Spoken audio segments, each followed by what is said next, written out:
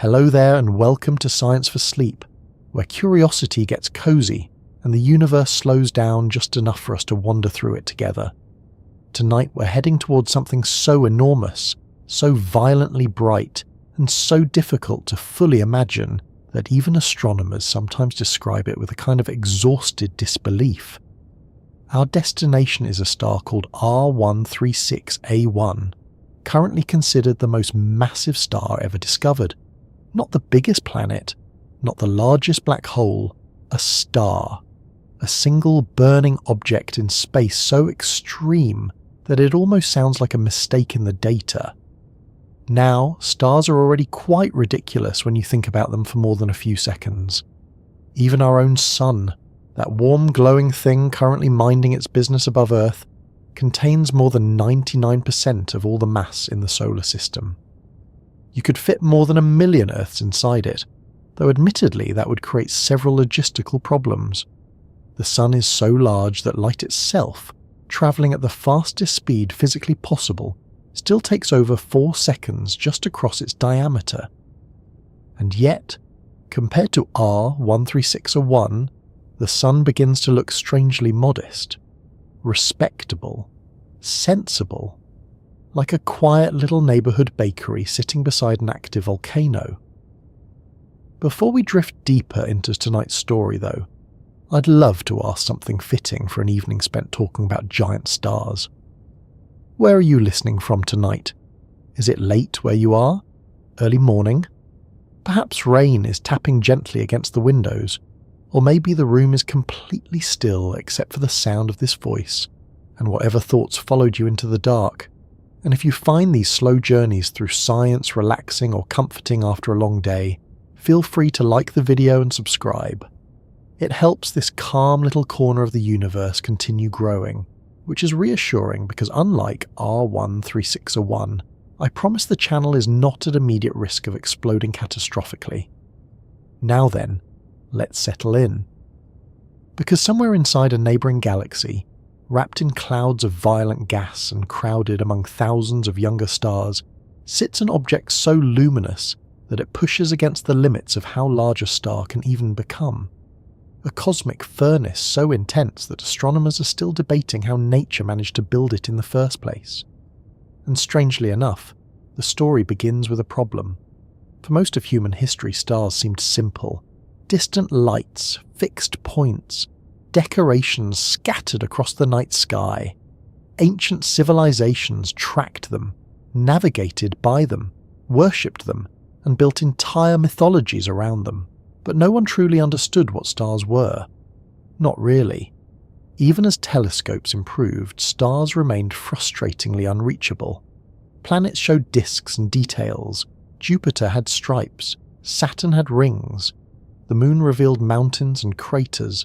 But stars stayed stubbornly tiny. Bright points. Tiny holes punched into darkness. Then slowly, science began peeling away the mystery. Astronomers realized stars were suns, massive spheres of gas held together by gravity. They learned stars are born, age, swell, collapse, and die. Some quietly fade away. Others detonate with enough force to briefly outshine entire galaxies.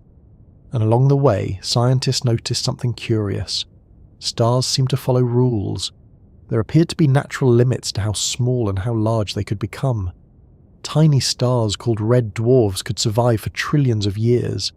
Larger stars burned hotter and faster. The more massive the star, the shorter and more chaotic its life became. It's a little counterintuitive at first. Bigger stars do not live longer, they die faster. Imagine 2 candles. One burns with a calm, steady flame. The other is essentially a flamethrower having an emotional crisis. The second candle may contain more fuel, but it also consumes that fuel with astonishing recklessness. That is how giant stars behave. Our sun, for example, is expected to live for around 10 billion years. It's currently middle-aged by stellar standards. Calm, stable, predictable, a responsible adult star. But stars much larger than the sun live dramatically shorter lives. Some survive only a few million years before tearing themselves apart. And that brings us to one of the strangest facts about R136a1. This star is probably younger than some trees on Earth feel emotionally. Not literally, of course.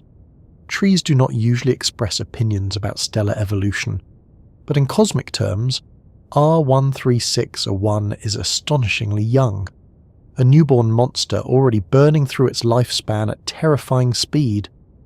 Because the larger a star becomes, the more gravity squeezes its core.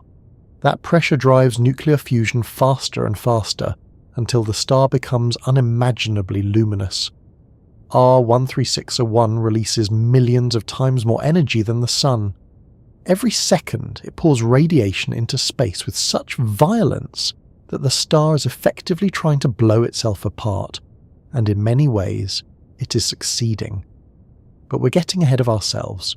First, we should probably discuss the uncomfortable scale of this thing because human brains are not naturally equipped for stellar measurements. Evolution prepared us for finding berries, avoiding cliffs, and occasionally staring into refrigerators despite already knowing what's inside. It did not prepare us for objects containing hundreds of times the mass of the Sun. The Sun itself has a mass of about 2 octillion tons. Written numerically, that is a 2 followed by 30 zeros, which is generally the point where most people stop emotionally connecting to the number and simply nod politely. R136a1 is estimated to have once contained well over 300 solar masses when it first formed. Even now, after shedding enormous amounts of material through violent stellar winds, it likely remains somewhere around 170 to 200 times the mass of the Sun. That number is difficult to appreciate because stars are not solid. They are giant balls of plasma, heated to such incredible temperatures that atoms themselves are stripped apart. No surface to stand on, no mountains, no oceans, just pressure, radiation, gravity and fusion locked in a delicate cosmic argument. And despite all that mass, R136a1 may not actually be the physically largest star by diameter. That title belongs to swollen red supergiants like UY Scuti or Stephenson 2-18, stars so bloated they would engulf the orbit of Jupiter if placed inside our solar system. R136a1 is different. It is not merely huge, it is dense with energy. Compact compared to the puffed-up giants, hotter, brighter, more violent. Its surface temperature exceeds 50,000 degrees Celsius. The Sun's surface is around 5,500. At those temperatures, ordinary intuition breaks down very quickly. Matter behaves differently. Light behaves differently. Even the colour changes. Stars like the Sun glow yellow-white. Cooler stars appear red. But R136a1 burns with an intense blue light, the signature of extreme heat. If our Sun were replaced with R136a1, Earth would not merely become warmer. The planet would effectively cease to exist almost immediately in any recognizable form. Oceans, atmosphere, crust, chemistry, memory, history. Every trace of human civilization would be erased beneath radiation powerful enough to sterilize enormous regions of space. Which perhaps sounds slightly alarming for a sleep video, though there is some comfort in knowing R136a1 is safely located about 160,000 light-years away inside the Large Magellanic Cloud, a neighbouring dwarf galaxy orbiting the Milky Way. So, no immediate concerns there. Probably. Still, the existence of R136a1 forces astronomers to confront an interesting question. How large can a star actually become before physics refuses to cooperate? For a long time, scientists believed stars above roughly 150 solar masses should not exist. Radiation pressure from the forming star would become so intense that it would blow away the surrounding gas before additional material could fall inward. Essentially, the star would interrupt its own growth. Imagine trying to build a sandcastle while simultaneously operating a leaf blower directly at the sand. And yet, nature apparently ignored the memo. When astronomers observed the dense star cluster called R136 inside the Tarantula Nebula, they discovered objects so luminous and massive that the old theoretical limits suddenly looked uncertain. At first, scientists thought the observations might actually represent multiple stars blurred together. That would have been the safer explanation. Unfortunately for astrophysicists hoping for simplicity, improved observations kept pointing toward the same conclusion. Some of these stars really were that massive. Among them, R136a1 stood out as the largest known example. Even its name sounds oddly bureaucratic considering the sheer absurdity of the object itself. R136a1. Not exactly the title of a cosmic deity, more like a printer model that occasionally jams paper. Astronomy often works this way. The universe produces wonders beyond imagination, and scientists respond by assigning labels that sound like parking permits. But behind that dry catalogue name sits one of the most extreme objects humanity has ever identified, and perhaps the strangest part is this. R136a1 is probably not unique. That idea changes the emotional scale of the universe a little. Somewhere across the cosmos there may be countless giant stars forming, burning and dying beyond our ability to observe them clearly. Entire stellar populations briefly flashing into existence before vanishing in explosions so violent they forge heavy elements necessary for planets and eventually life. In a very literal sense, giant stars helped make you possible. The iron in your blood, the calcium in your bones, the oxygen you breathe, much of it originated inside stars. Earlier generations of stars lived and died long before the sun existed. Their explosions scattered heavier elements into space. Later clouds collapsed. New stars formed. Planets emerged. Chemistry grew more complicated. Eventually, somewhere on a small rocky world, a species evolved capable of lying awake at night wondering what stars are. There's something quietly comforting about that chain of events. Not because the universe was designed for us. It almost certainly was not. But because existence itself turns out to be deeply connected. The atoms inside your body were once part of ancient stellar furnaces. Every person listening tonight is carrying tiny remnants of exploded stars around with them all the time, which admittedly sounds dramatic but is also scientifically accurate. R136a1 represents that process pushed toward the absolute extreme.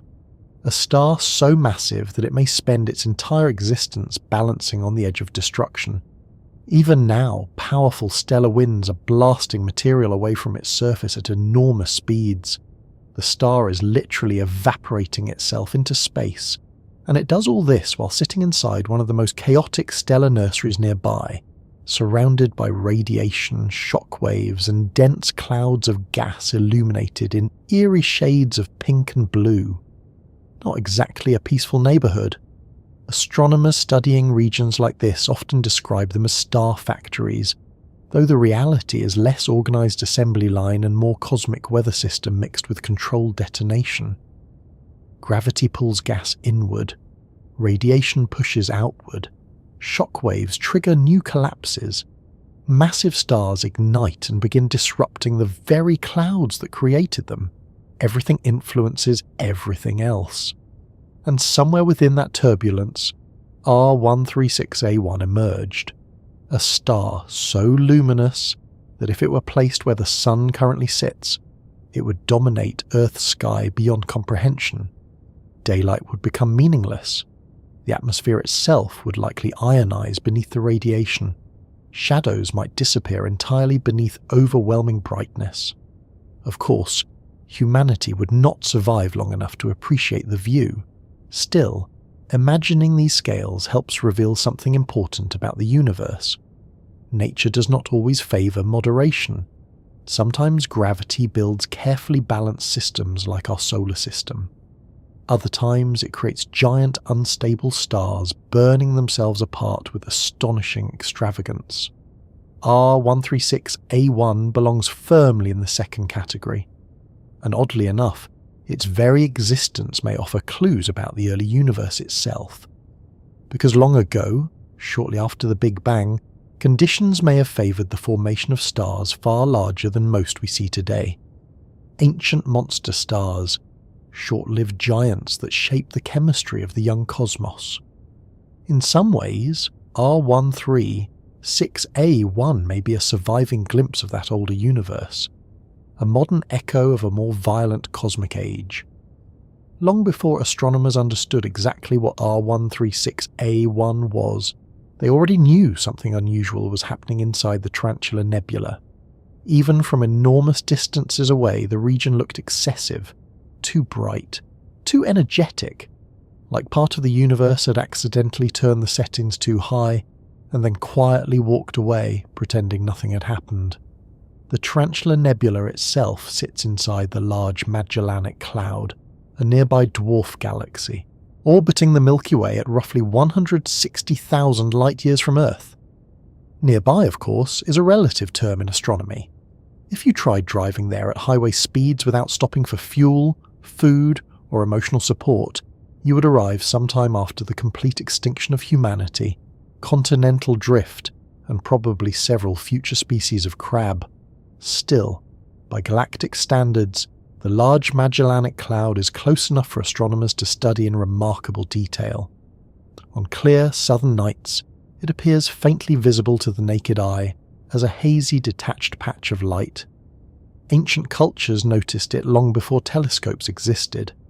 Sailors navigating southern oceans used it as a reference point. Eventually, European astronomers catalogued it formally, although, as usual, the universe had been operating perfectly well without waiting for official paperwork. Inside this neighbouring galaxy lies the Tarantula Nebula, also known as 30 Doradus, an enormous region of gas, dust, radiation, and furious star formation. Calling it a nebula sometimes creates the wrong mental image. The word sounds soft, gentle, cloud-like, something drifting peacefully through space. The reality is considerably more violent. The Tarantula Nebula spans hundreds of light-years and contains enough material to form millions of stars. Massive young suns blast radiation outward in all directions. Shock waves ripple through gas clouds. Stellar winds collide at terrifying speeds. Entire regions glow because ultraviolet radiation strips electrons from atoms, turning the nebula into an enormous luminous storm. If Earth somehow existed inside the denser central regions of the Tarantula Nebula, the night sky would not really have nights anymore. Massive stars would dominate the heavens continuously. Radiation levels would be catastrophic. The surrounding gas would glow faintly even without moonlight. It would feel less like looking into space and more like standing inside the engine room of the universe itself. And buried deep within that chaos sits a dense star cluster called R136. At first glance, R136 didn't seem especially strange. Astronomers had already discovered many star clusters by the mid-20th century. The Milky Way alone contains thousands of them. Some are ancient globular clusters filled with elderly stars orbiting the galaxy like forgotten cosmic retirement communities. Others are younger open clusters where stars form together from collapsing clouds of gas. R136 appeared to be one more densely packed stellar nursery. But then telescopes improved, and suddenly the numbers stopped making sense. Even in the early observations, astronomers noticed the central region of R136 was unbelievably bright. Not bright in the ordinary astronomical sense, where everything already involves terrifying quantities of energy. This was excessive even by stellar standards. Initially, researchers assumed the explanation must be simple. The centre of the cluster probably contained many stars packed tightly together, too close for telescopes to separate clearly. Their combined light blended into what looked like a single object. That interpretation felt comfortable, safe, predictable. Astronomy often works this way. When observations appear impossible, scientists first suspect the instruments, the data, or their interpretation before rewriting the laws of stellar physics. And usually that caution is justified. Nature tends to follow rules, even if humans misunderstand them occasionally. So for a while, R136 remained categorized as a compact cluster core rather than a single giant star. Then came sharper observations. By the 1970s and 1980s, Advances in telescope technology allowed astronomers to resolve increasingly fine details inside distant star-forming regions. Observatories in Chile and elsewhere began studying the Tarantula Nebula more carefully. Researchers used spectroscopy, analysing the light emitted from stars to determine temperature, composition, and motion. This is one of the quietly astonishing achievements of astronomy. Humans cannot physically travel to stars, yet by studying light alone, scientists can determine what distant suns are made of, how fast they rotate, how hot they burn, and even whether they are moving toward or away from us. It's rather like identifying a campfire from thousands of kilometres away, while also determining what kind of wood is burning and whether someone added too much lighter fluid. The more astronomers examined R136, the stranger it became. The cluster's central stars appeared extraordinarily hot and luminous. Their spectra suggested the presence of extremely massive young stars known as Wolf-Rayet stars, objects already famous for their violent stellar winds and unstable behaviour. These stars eject enormous quantities of matter into space, at speeds reaching millions of kilometres per hour. Even among Wolf-Rayet stars, though, something about R136 stood out. The luminosity estimates were alarming. Luminosity is essentially a measurement of total energy output. The Sun produces a tremendous amount of energy every second, roughly 386 billion megawatts, enough to power human civilization many times over, assuming civilization could somehow plug directly into a star without immediately vaporizing. R136's central objects appeared millions of times brighter than the Sun. Now, brightness alone can be misleading. A group of stars packed together can mimic the luminosity of one larger object. But as the observations improved, astronomers realized the central light source was resolving into several individual stars, each unbelievably powerful on its own. And among them, one object emerged as especially extreme: R136a1. The name itself reflects the structure of the catalogue system. R136 refers to the cluster region. The A marks a subsection. The 1 identifies the specific star. It sounds technical because astronomers tend to reserve emotional reactions for conferences and quietly panicked research papers rather than object names. But behind that calm designation sat an increasingly uncomfortable discovery. The mass estimates for R136a1 began climbing higher and higher. 100 solar masses, 150 solar masses, 200. Eventually, some calculation suggested the star may have formed with well over 300 times the mass of the Sun. At that point, astronomers faced a serious problem. Theoretical models said stars that massive should not exist. Not comfortably, anyway. To understand why this was troubling, we need to talk briefly about how stars form. Stars begin inside cold molecular clouds, where gravity pulls gas inward. As material collapses, pressure and temperature increase until nuclear fusion ignites in the core.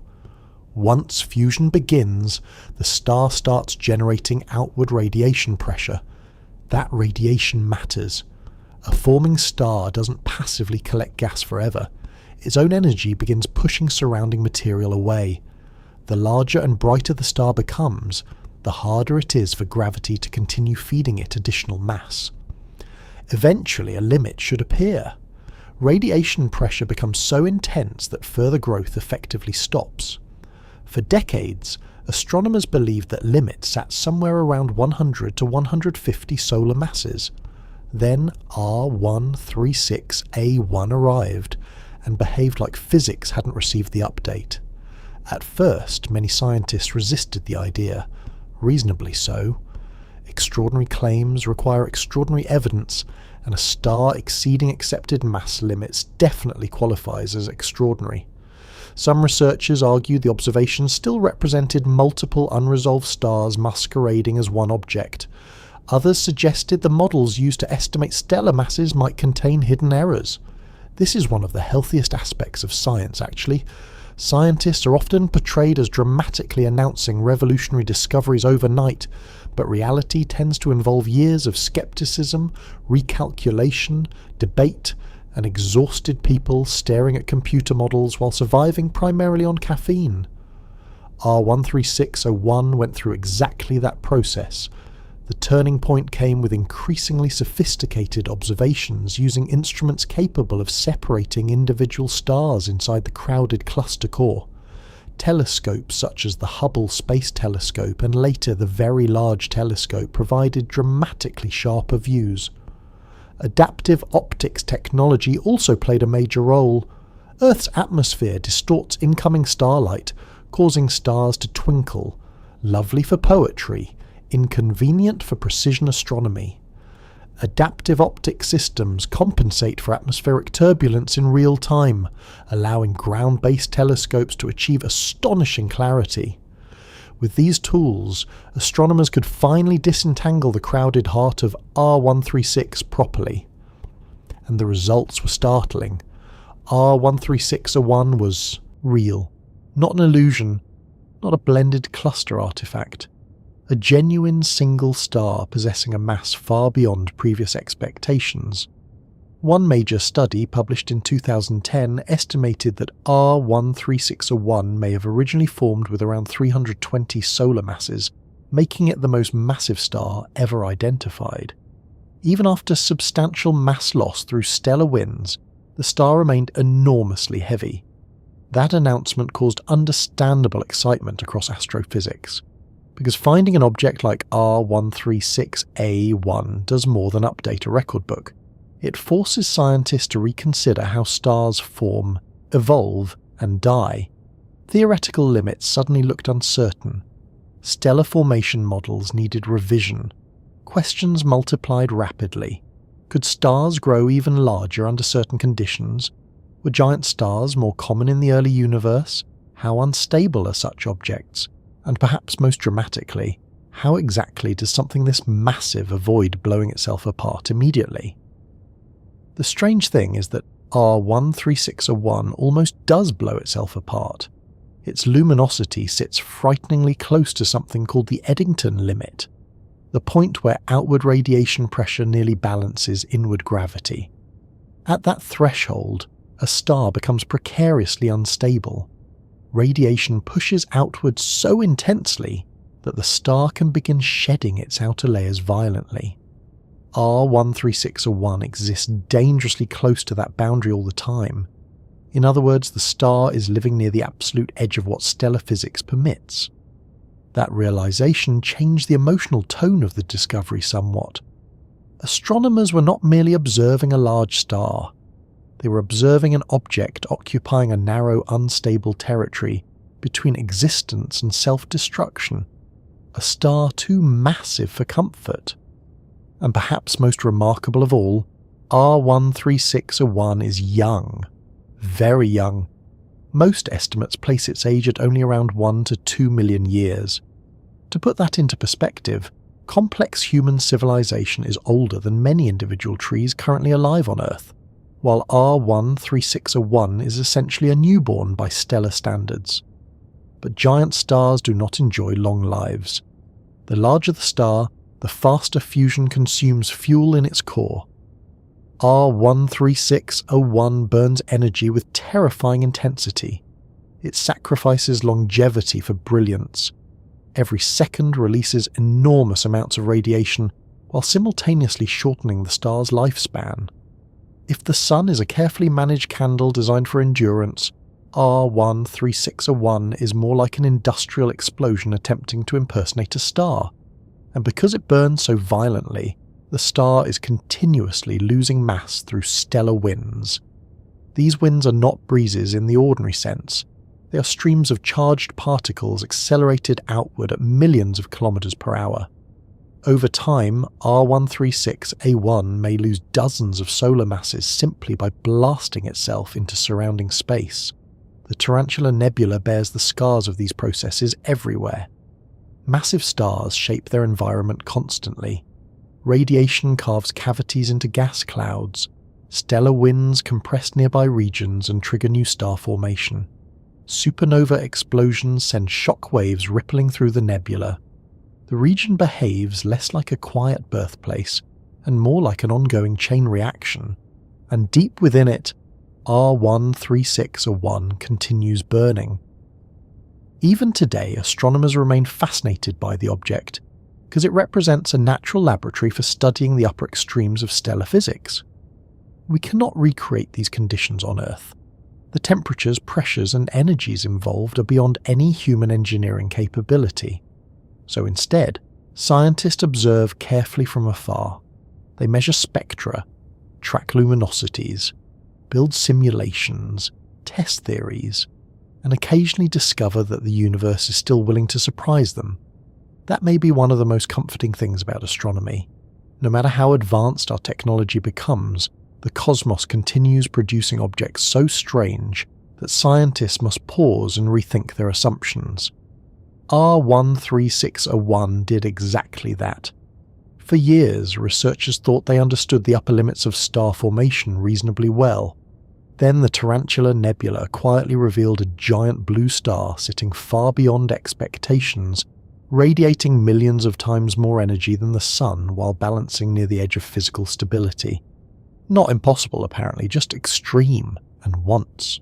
Astronomers realized such stars could exist. Attention naturally turned toward the environment that created it. Because R136a1 did not form alone.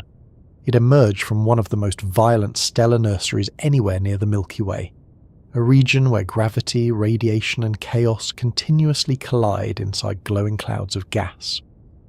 If you could somehow travel safely to the Tarantula Nebula and observe it from nearby, the first thing you would probably notice is that the universe is much brighter than it has any right to be.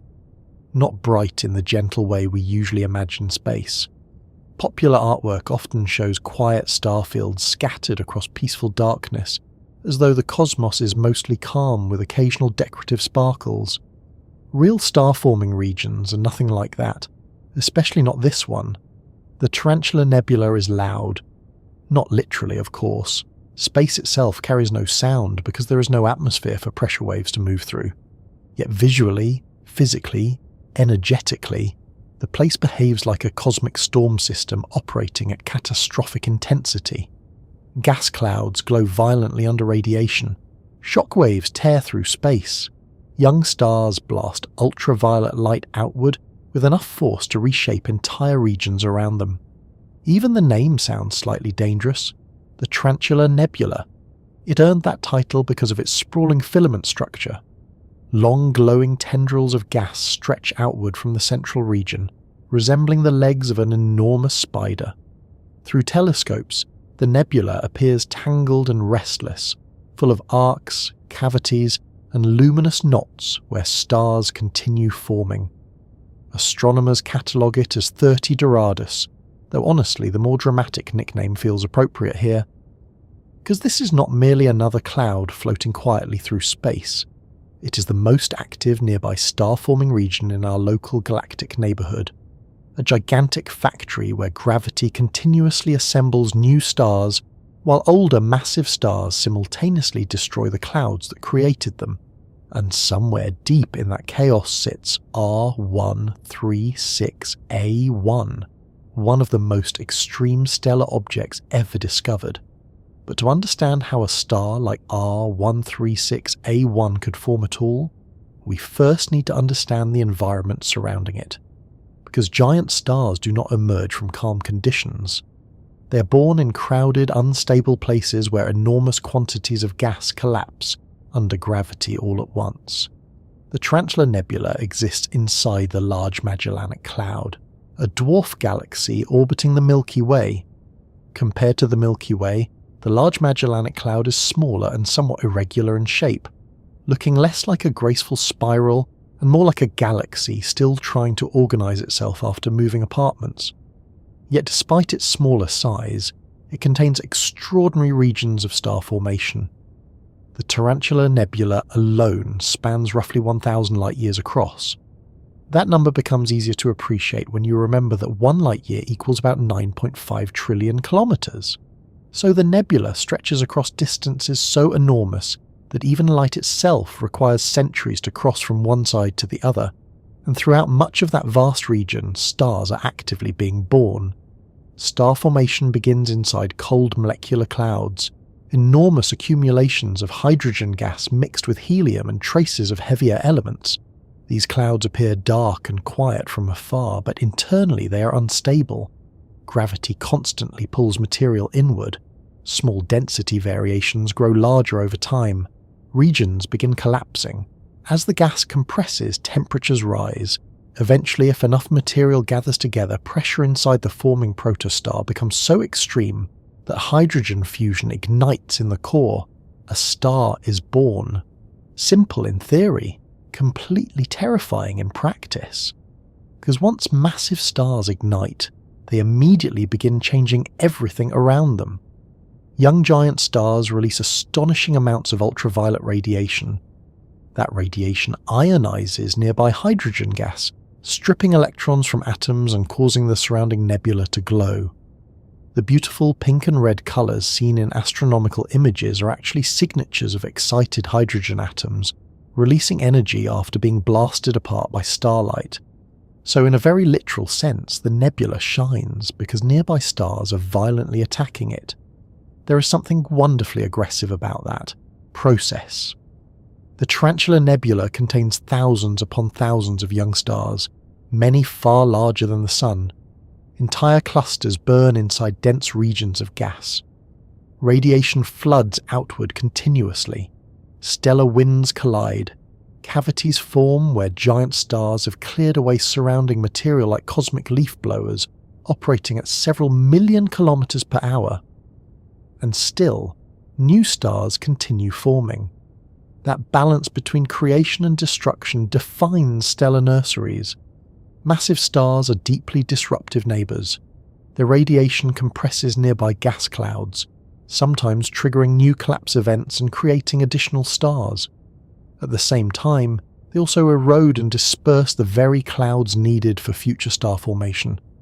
They are builders and destroyers simultaneously. The central region of the Tarantula Nebula contains a particularly dense cluster, known as R136. This cluster is astonishingly crowded. Thousands of stars occupy a relatively compact region of space, packed together so tightly that the night sky from inside the cluster would be almost incomprehensibly bright. Imagine standing on a hypothetical planet there, assuming such a planet could survive the radiation long enough for sightseeing, which seems optimistic. The sky would not resemble Earth's peaceful darkness sprinkled with distant stars. Instead, enormous blue-white suns would blaze overhead continuously, some brighter than full daylight, others casting overlapping shadows across the landscape, except there probably would not be landscapes, or planets, or landscapes capable of surviving giant radiation storms. Still, the image gives some sense of the scale involved. R136 alone contains many stars exceeding 50 or even 100 solar masses. That is extraordinarily unusual. Most stars in the universe are far smaller. Red dwarfs dominate stellar populations because nature seems to prefer efficiency over spectacle most of the time. Massive stars are rare precisely because forming them is difficult. Gravity must gather enormous quantities of material before radiation pressure interrupts the process. Conditions must remain dense enough for continued accretion. The forming star must avoid blowing away its own fuel supply too early. In calmer regions of space, this becomes challenging, but the Tarantula Nebula is not calm. The sheer amount of available gas there allows gravity to construct truly gigantic stars before radiation can halt the collapse entirely. It is essentially a perfect breeding ground for cosmic excess, and that excess changes everything around it. One of the strangest things about giant stellar nurseries is how dynamic they are. Human intuition tends to imagine the night sky as fixed and unchanging because stars appear stable over our lifetimes. Yet regions like the Tarantula Nebula are evolving continuously. Shock waves ripple outward from supernova explosions, gas clouds collapse, radiation sculpts enormous cavities, stars form in waves, Entire regions brighten and fade over millions of years. The nebula behaves less like a static object and more like weather operating on galactic scales. In fact, many structures visible inside the Tarantula Nebula are temporary. Pillars of gas shaped by radiation may eventually evaporate completely. Dense knots of material may collapse into future star systems. Cavities carved by stellar winds will expand and merge. Nothing there truly rests, and at the centre of much of this activity lies R136. The cluster itself is remarkably young, only around 1 to 2 million years old. That youth matters because giant stars live fast and die quickly. The presence of extremely massive stars tells astronomers they are observing the region during a narrow window in time before the most unstable giants explode. In cosmic terms, we are catching the Tarantula Nebula mid-conversation, and what a conversation it is.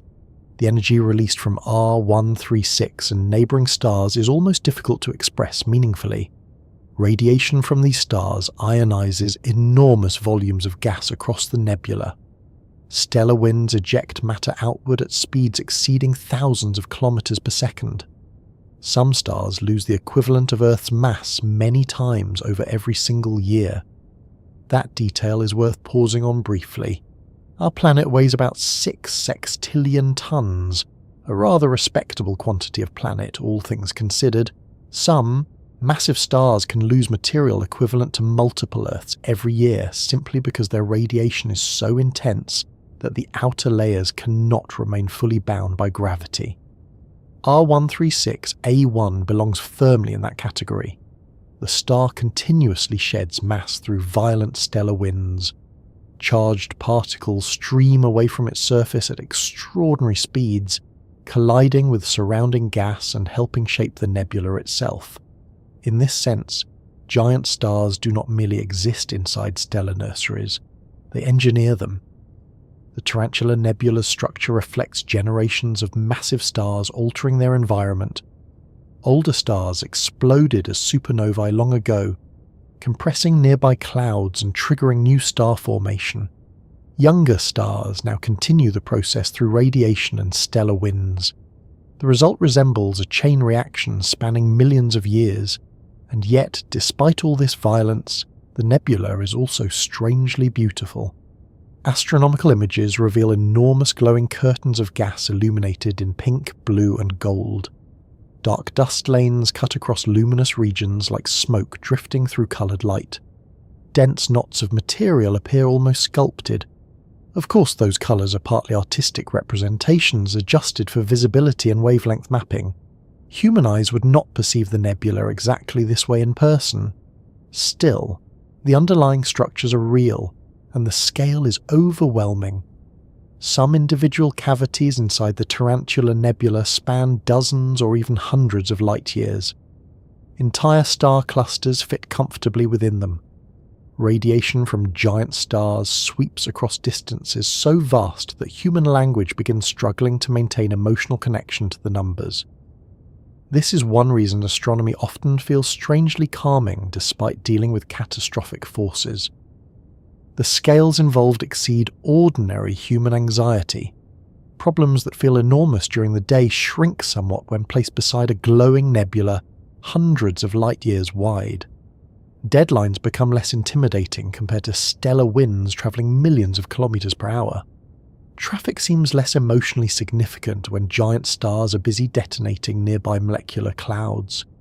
Even insomnia feels slightly less dramatic when you remember the universe contains regions where radiation storms continuously sculpt gas into new suns, and perhaps that is part of why people find comfort in astronomy at night. The cosmos does not erase human concerns, but it changes their proportions. Still, the Tarantula Nebula also reminds us how unusual our own solar system really is. The Sun formed in a much calmer environment, not entirely peaceful, certainly. Evidence suggests nearby supernovae may have influenced the early solar system. But compared to R136, our stellar neighbourhood is remarkably quiet. That quiet matters. Massive stars can severely disrupt planetary formation. Intense radiation strips atmospheres. Stellar winds destabilize surrounding disks of material. Supernova explosions flood nearby regions with energetic particles. Inside dense star clusters like R136, stable long-term planetary systems may be difficult to maintain. So while giant stellar nurseries produce spectacular stars, they may not be ideal places for civilizations hoping to quietly evolve over billions of years without being sterilized by neighboring hypergiants. Earth benefits enormously from orbiting an ordinary middle-aged star rather than something like R136a1, which is fortunate because replacing the Sun with R136a1 would create a number of environmental concerns difficult to solve with renewable energy initiatives. The Tarantula Nebula also offers astronomers a glimpse into conditions more common in the early universe. Billions of years ago, star formation rates across galaxies were often far higher than they are today. Giant dense clusters may have been much more common. Massive stars likely played a crucial role in shaping young galaxies through radiation, supernova explosions, and chemical enrichment. In many ways, the Tarantula Nebula acts like a nearby laboratory for studying that ancient cosmic era. And R136a1 may represent an echo of those early giant stars, because the truly massive stars formed shortly after the Big Bang were probably even larger than modern examples. Astronomers sometimes call them population 3 stars, hypothetical first-generation stars formed almost entirely from hydrogen and helium before heavier elements existed in abundance. These primordial stars may have reached staggering masses. Some models suggest hundreds of solar masses, possibly more. If so, they would have lived brief, violent lives before exploding and seeding the universe with heavier elements necessary for planets, chemistry, and eventually biology. Without giant stars, there would be no carbon, no oxygen-rich atmospheres, no rocky worlds, no humans lying awake at night listening to sleepy astronomy videos while wondering whether the universe is comforting or terrifying. Possibly both. And that brings us back again to R136a1, because inside the Tarantula Nebula, among all the glowing gas and clustered stars, astronomers discovered an object seemingly balanced near the upper edge of what nature permits. A star so massive that even now, scientists continue debating how large stars can truly become before instability tears them apart completely. The environment around R136a1 helped create it. Extreme density, enormous gas reserves, violent star formation, crowded stellar neighborhoods, all the conditions necessary for gravity to assemble something extraordinary before radiation pushed back too hard. And yet, despite those perfect conditions, stars this massive remain incredibly rare. Which raises another question. If R136a1 sits near the upper boundary of stellar mass, what exactly determines that limit?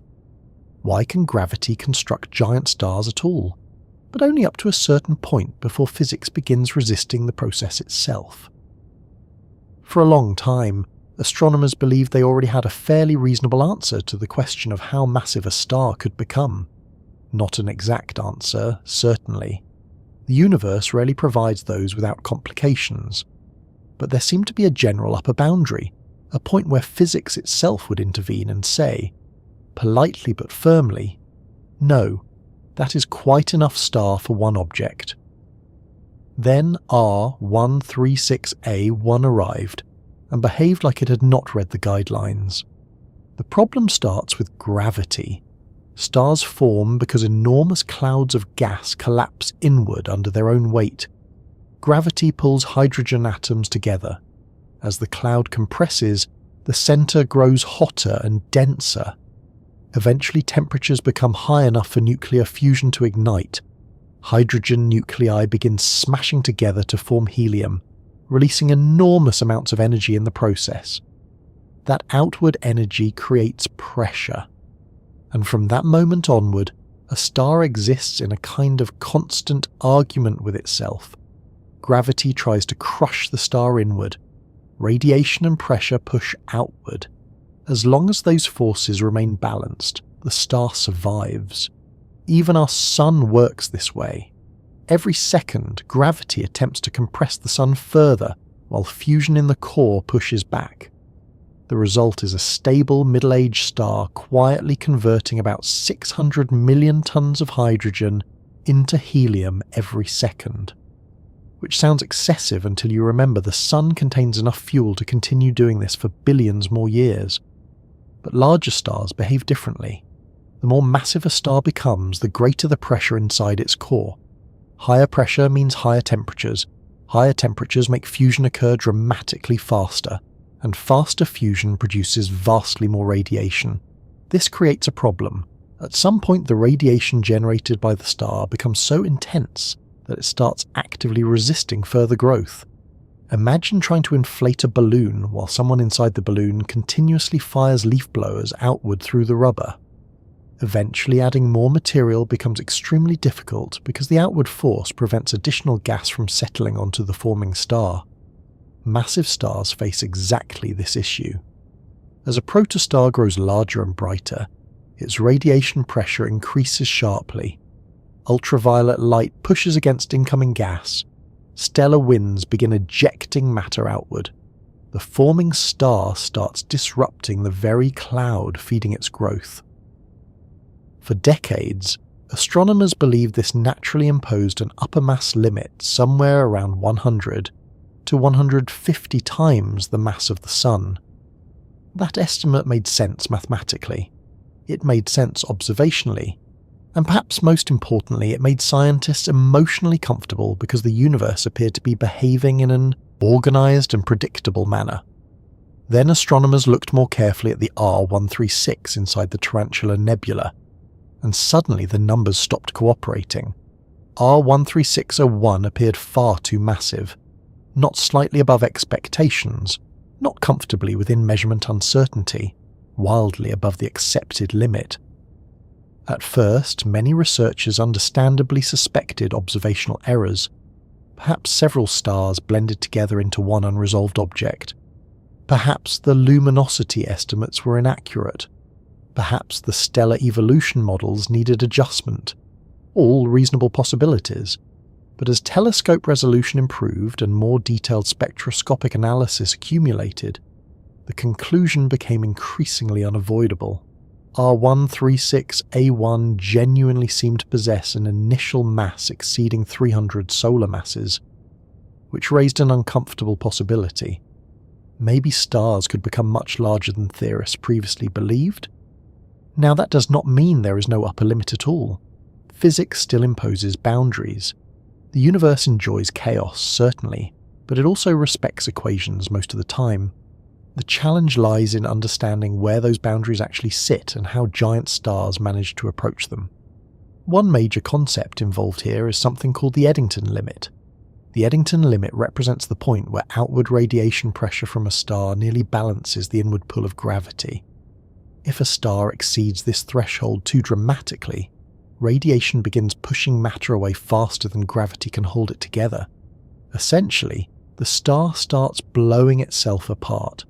It's an extraordinary balancing act. Too little pressure and gravity crushes the star inward.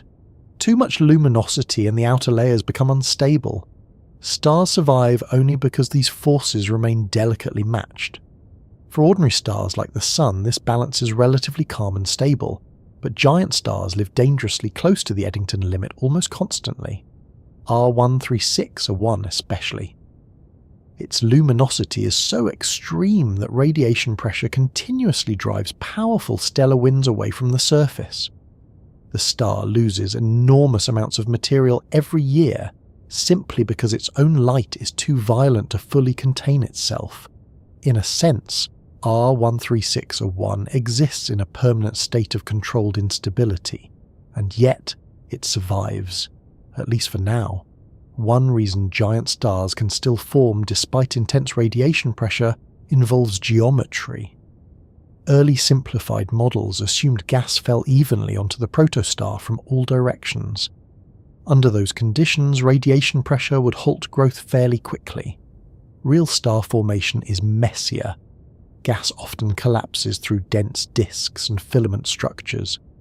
Magnetic fields influence flows. Some regions shield incoming material from radiation temporarily. Matter can continue feeding the star unevenly through concentrated channels even while radiation blasts other regions outward. Instead of a neat spherical collapse, giant star formation resembles a chaotic traffic jam occurring inside a hurricane while several explosions happen nearby. Nature, it turns out, is surprisingly resourceful when building excessive objects. Another factor involves stellar mergers. Dense clusters like R136 contain enormous numbers of stars packed close together. Under such crowded conditions, collisions and mergers between young massive stars may occur. Two already large stars can combine into an even larger object, temporarily bypassing formation limits that would constrain a single collapsing protostar. Some astronomers suspect R136a1 may partly owe its extraordinary mass to such mergers. That possibility adds another layer of chaos to the story. Imagine giant stars forming in crowded environments, spiraling together, colliding, and producing even larger unstable objects radiating with terrifying intensity. Stellar nurseries begin sounding less like peaceful birthplaces and more like demolition derbies operating under relativistic conditions. And perhaps that is not entirely inaccurate. Massive star clusters are violent environments. Radiation floods outward continuously. Shock waves ripple through gas. Gravity reshapes entire regions. Supernovae eventually detonate nearby. Under such conditions, unusual outcomes become more likely. Still, even if mergers help explain stars like R136a1, the object remains extraordinary because sustaining such a massive star is itself difficult. The larger the star becomes, the shorter its lifespan. This is one of the strangest truths in stellar physics, because it feels backwards intuitively. Human instincts often associate larger size with greater endurance, larger fuel tank, longer lifespan. Stars disagree. A small red dwarf star can survive for trillions of years because it burns fuel slowly and efficiently. Massive stars burn with astonishing wastefulness. Their cores become so hot that fusion proceeds at incredible rates. Enormous energy output means enormous fuel consumption. R136a1 burns through nuclear fuel with almost reckless extravagance. If the Sun is a careful long-distance runner conserving energy, R136a1 is sprinting full speed through existence while setting parts of itself on fire. And because these giant stars are so luminous, they also suffer catastrophic mass loss. The Sun emits a solar wind, certainly, but compared to R136a1 it is relatively gentle. Giant hypermassive stars eject material at enormous rates. Their stellar winds can travel millions of kilometers per hour and remove substantial fractions of the star's mass over time. In fact, R136a1 has probably already lost dozens of solar masses since formation. That detail reveals something important. When astronomers estimate the star originally formed with perhaps 300 solar masses or more, they are not observing the object at peak size anymore. They're observing it after substantial erosion by its own radiation. The star is actively dismantling itself, and this raises another fascinating question. If stars this large are so unstable, why does the universe build them at all? The answer may involve efficiency on cosmic scales. Massive stars profoundly shape galaxies despite their short lives. Their radiation ionizes enormous regions of space. Their stellar winds redistribute gas clouds. Their eventual supernova explosions forge heavy elements and trigger new waves of star formation. A single giant star can influence entire stellar neighborhoods. Without massive stars, galaxies would evolve very differently. The universe seems willing to tolerate brief periods of instability because giant stars perform important chemical and structural work. They are cosmic accelerators, factories for heavy elements, engines driving galactic evolution. And perhaps nowhere is this clearer than in the early universe. Shortly after the Big Bang, conditions differed dramatically from today. The universe contained mostly hydrogen and helium. Heavy elements had not yet accumulated because stars had not existed long enough to manufacture them. Astronomers suspect the first generation of stars, often called population 3 stars, may have reached truly enormous masses under those conditions, possibly several hundred solar masses, maybe more. Why? Because heavier elements help cool collapsing gas clouds. Without them, primordial gas behaved differently during star formation. Larger fragments may have collapsed directly into giant stars more easily. In other words, the early universe may have specialized in building monsters. R136a1 might represent a modern echo of those ancient giants. Not identical, certainly. The Tarantula Nebula already contains enriched material from earlier generations of stars, but objects like R136a1 help astronomers study physics relevant to those primordial cosmic eras. That connection matters because giant stars likely transformed the young universe dramatically. Their radiation helped reionize cosmic gas. Their explosions forged the first heavy elements. Their deaths may have produced early black holes that later grew into supermassive galactic centers. So while giant stars are rare today, they may once have been much more influential. And yet even modern astronomy still struggles to pin down the exact upper stellar mass limit. Some researchers suggest stars may briefly exceed 300 solar masses under extreme conditions. Others argue instability and mass loss rapidly reduce such objects before they remain observable for long. There may not even be one universal limit. Conditions inside different galaxies can affect star formation. Metallicity, meaning the abundance of heavier elements, changes how gas cools and how stellar winds behave. Interestingly, lower metallicity environments may permit larger stars because weaker stellar winds remove less mass during formation. The Large Magellanic Cloud, home to the Tarantula Nebula, has lower metallicity than the Milky Way. That may partly explain why giant stars flourish there. The universe, as usual, refuses simple answers. Instead of a clean, hard cutoff, stellar mass appears governed by overlapping processes: gravity pulling inward, radiation pushing outward, gas dynamics feeding collapse, magnetic fields shaping flows, mergers altering growth, stellar winds stripping material away. Every giant star becomes a negotiation between competing forces. R136a1 simply pushes that negotiation near the breaking point. And the closer astronomers examine such stars, the stranger they seem. Because eventually another realization emerges. At these masses, stars stop behaving like scaled-up versions of the Sun. Their internal structure changes, their energy transport changes, their atmospheres become unstable, their radiation dominates everything. A giant star like R136a1 is not just more star. It occupies an entirely different physical regime where ordinary intuition starts failing rapidly. Even defining its surface becomes difficult. The outer layers are driven outward by intense radiation. Powerful winds blur the boundary between star and surrounding space. Matter continuously escapes. Light itself becomes trapped and scattered through dense outflowing material. The star almost resembles a controlled detonation pretending to be a stable object. And remarkably, nature allows this to continue for at least a few million years before collapse or explosion finally ends the performance. Human beings are not naturally equipped to understand large numbers.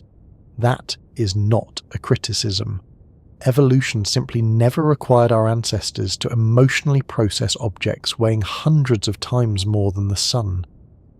Survival favoured recognizing dangerous animals, remembering where food was stored, and perhaps developing the ability to stare suspiciously at berries before eating them. Stellar mass calculations were not a major priority on the prehistoric savanna. So when astronomers say that R136a1 may have formed with more than 300 times the mass of the Sun, the statement tends to slide harmlessly past the human brain without fully connecting to anything tangible. 300 suns. The words sound impressive, but what do they actually mean? Well, Let's start with the Sun itself, because even one ordinary star is already absurd beyond reasonable standards.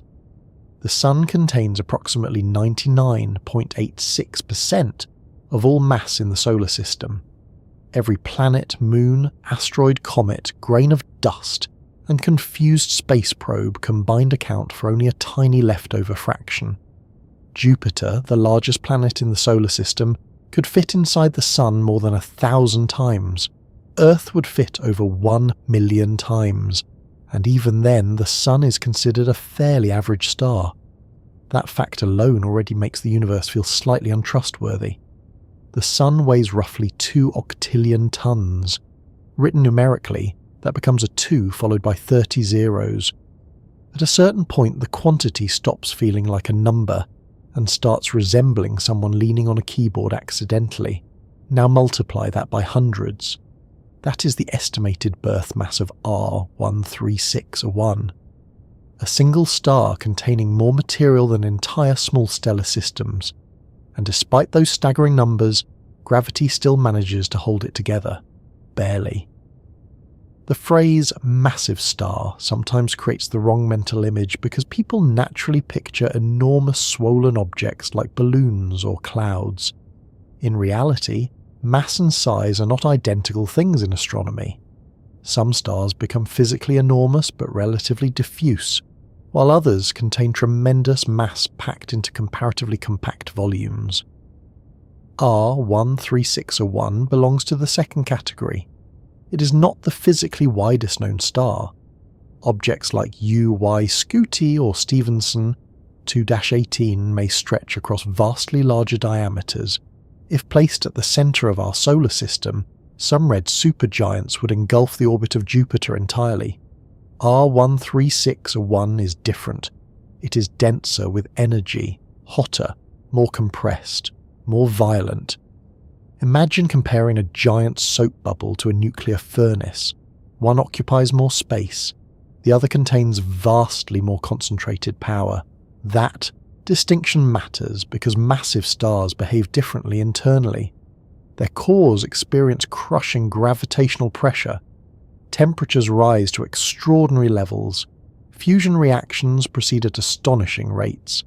The Sun's core temperature reaches about 15 million degrees Celsius.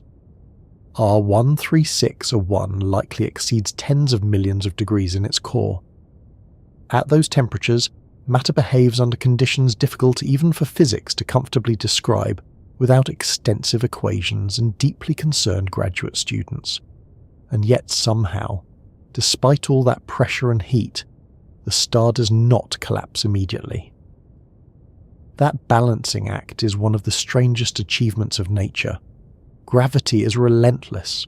The more mass an object contains, the harder gravity pulls inward. For a star with hundreds of solar masses, inward pressure becomes almost unimaginable. Layers of plasma press downward toward the core continuously with enormous force. But fusion pushes back. Hydrogen nuclei collide and merge into helium, releasing tremendous energy.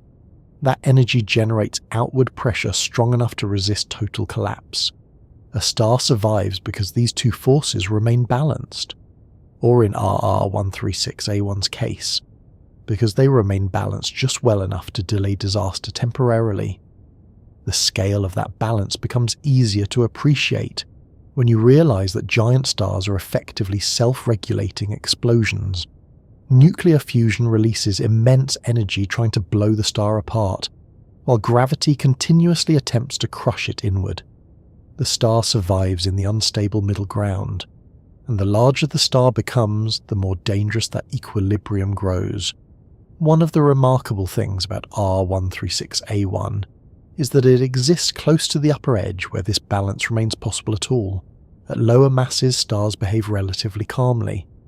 The Sun, for example, has remained stable for billions of years. It fuses hydrogen steadily and predictably. Solar flares and magnetic storms occur occasionally, certainly, but overall the Sun behaves like a responsible middle-aged appliance designed for long-term operation.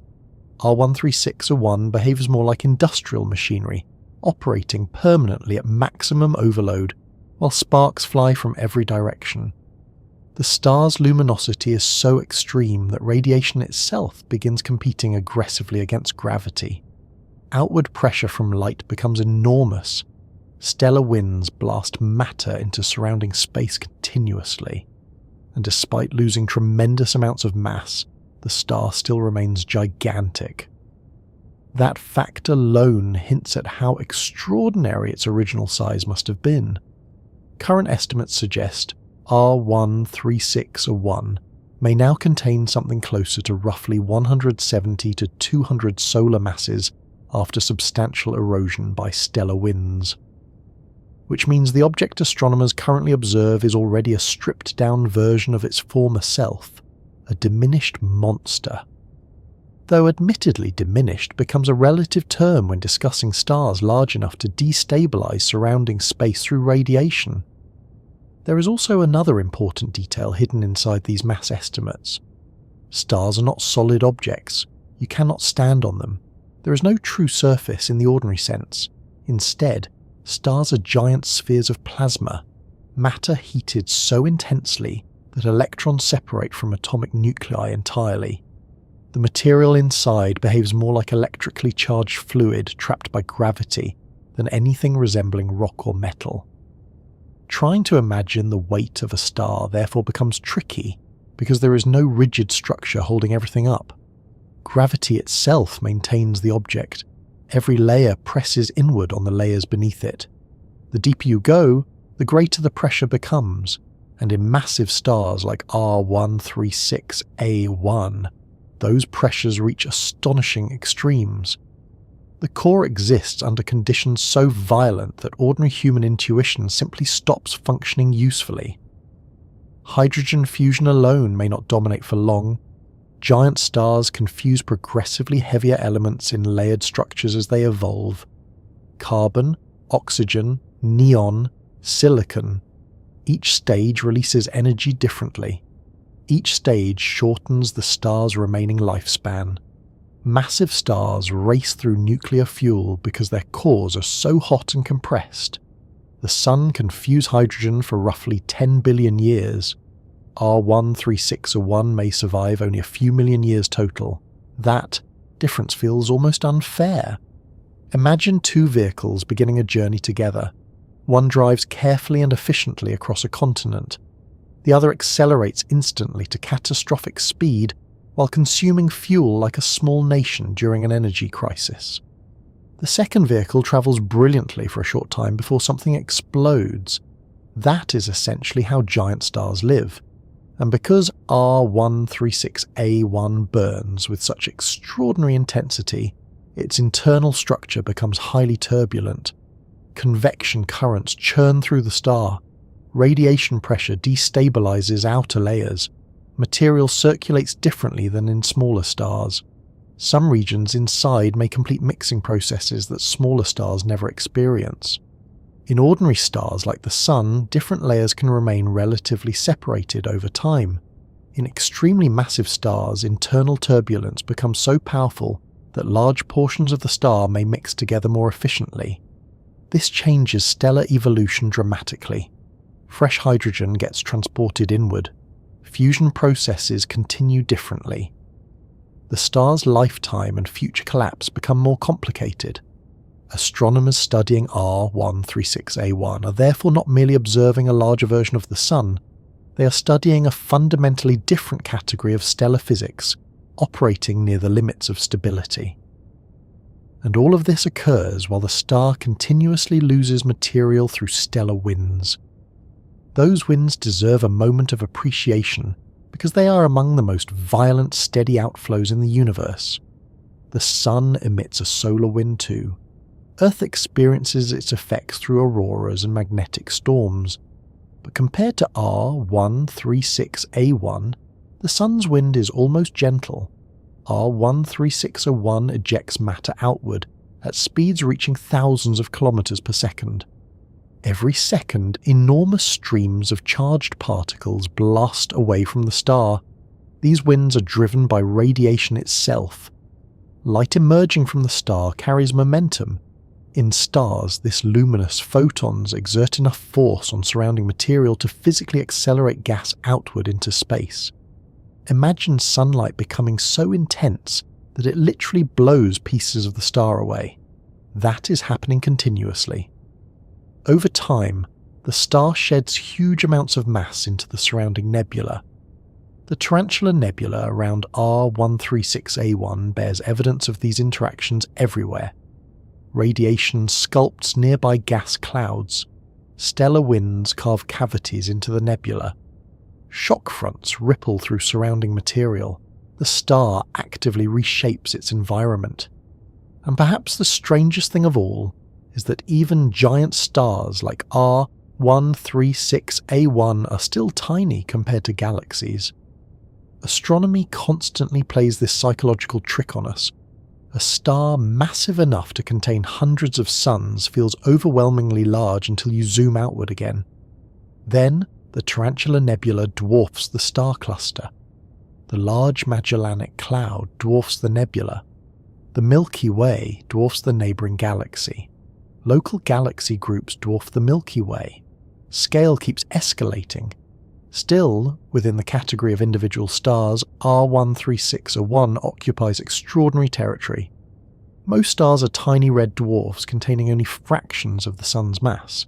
Even among giant stars, objects exceeding 100 solar masses remain extremely rare. Nature strongly favours smaller, longer-lived stars because they form more easily and survive vastly longer. Massive stars represent exceptions, brief extravagant bursts of cosmic excess, and yet those rare giants play enormous roles in shaping the universe. Their radiation alters surrounding gas clouds. Their winds redistribute material. Their eventual deaths forge heavy elements necessary for planets and biology. Without giant stars, the universe would remain chemically primitive. No carbon-rich chemistry. No oxygen-heavy atmospheres. No rocky planets. No living organisms capable of wondering how large stars can become. In a very literal sense, objects like R136a1 help make future life possible by dying violently enough to scatter enriched material across space, which is both comforting and slightly alarming, and eventually every giant star reaches a point where sheer mass becomes a curse rather than an advantage. Because gravity always waits patiently. Fusion can resist collapse only temporarily. The larger the star, the more difficult long-term stability becomes. One day the core changes, fuel runs low, fusion slows, gravity begins winning, and for giant stars that ending does not arrive gently. R136a1 carries so much mass that its eventual death may produce one of the most energetic stellar catastrophes imaginable. Supernova, hypernova, perhaps direct collapse into a black hole. Astronomers still debate exactly how such enormous stars end their lives, because nature provides relatively few examples to study clearly, but one thing seems certain. When a star this massive dies, the universe notices. If mass tells us how much star exists, luminosity tells us how violently that star is living. And in the case of R136a1, the answer is violently enough to make ordinary stars seem almost restrained. Even the Sun, impressive as it is, suddenly begins looking cautious by comparison, responsible, economical, like a sensible household appliance humming quietly in the corner, while R136a1 behaves more like a cosmic industrial accident that somehow achieved self-awareness, because R136a1 does not merely shine. It unleashes energy at a rate so extreme that human intuition struggles to keep pace with the numbers. The Sun produces roughly 3.8 times 10 to the 26th power watts of power every second. That is already an absurd quantity of energy. In 1 second, the Sun emits more energy than human civilization has consumed throughout all of recorded history, combined many trillions of times over, and yet R136a1 radiates millions of times more energy than the Sun. Not slightly brighter, not modestly brighter, millions. At that scale, the word bright almost stops being useful. Astronomers estimate R136a1 may shine with nearly 10 million times the luminosity of our Sun. If the Sun were represented by a single candle, R136a1 would resemble an entire city viewed from orbit during a continental power surge, and all of this energy comes from fusion occurring deep inside the star's core. That is one of the strangest facts about stars. They are powered by the same basic process that humans attempt to recreate experimentally in fusion reactors on Earth.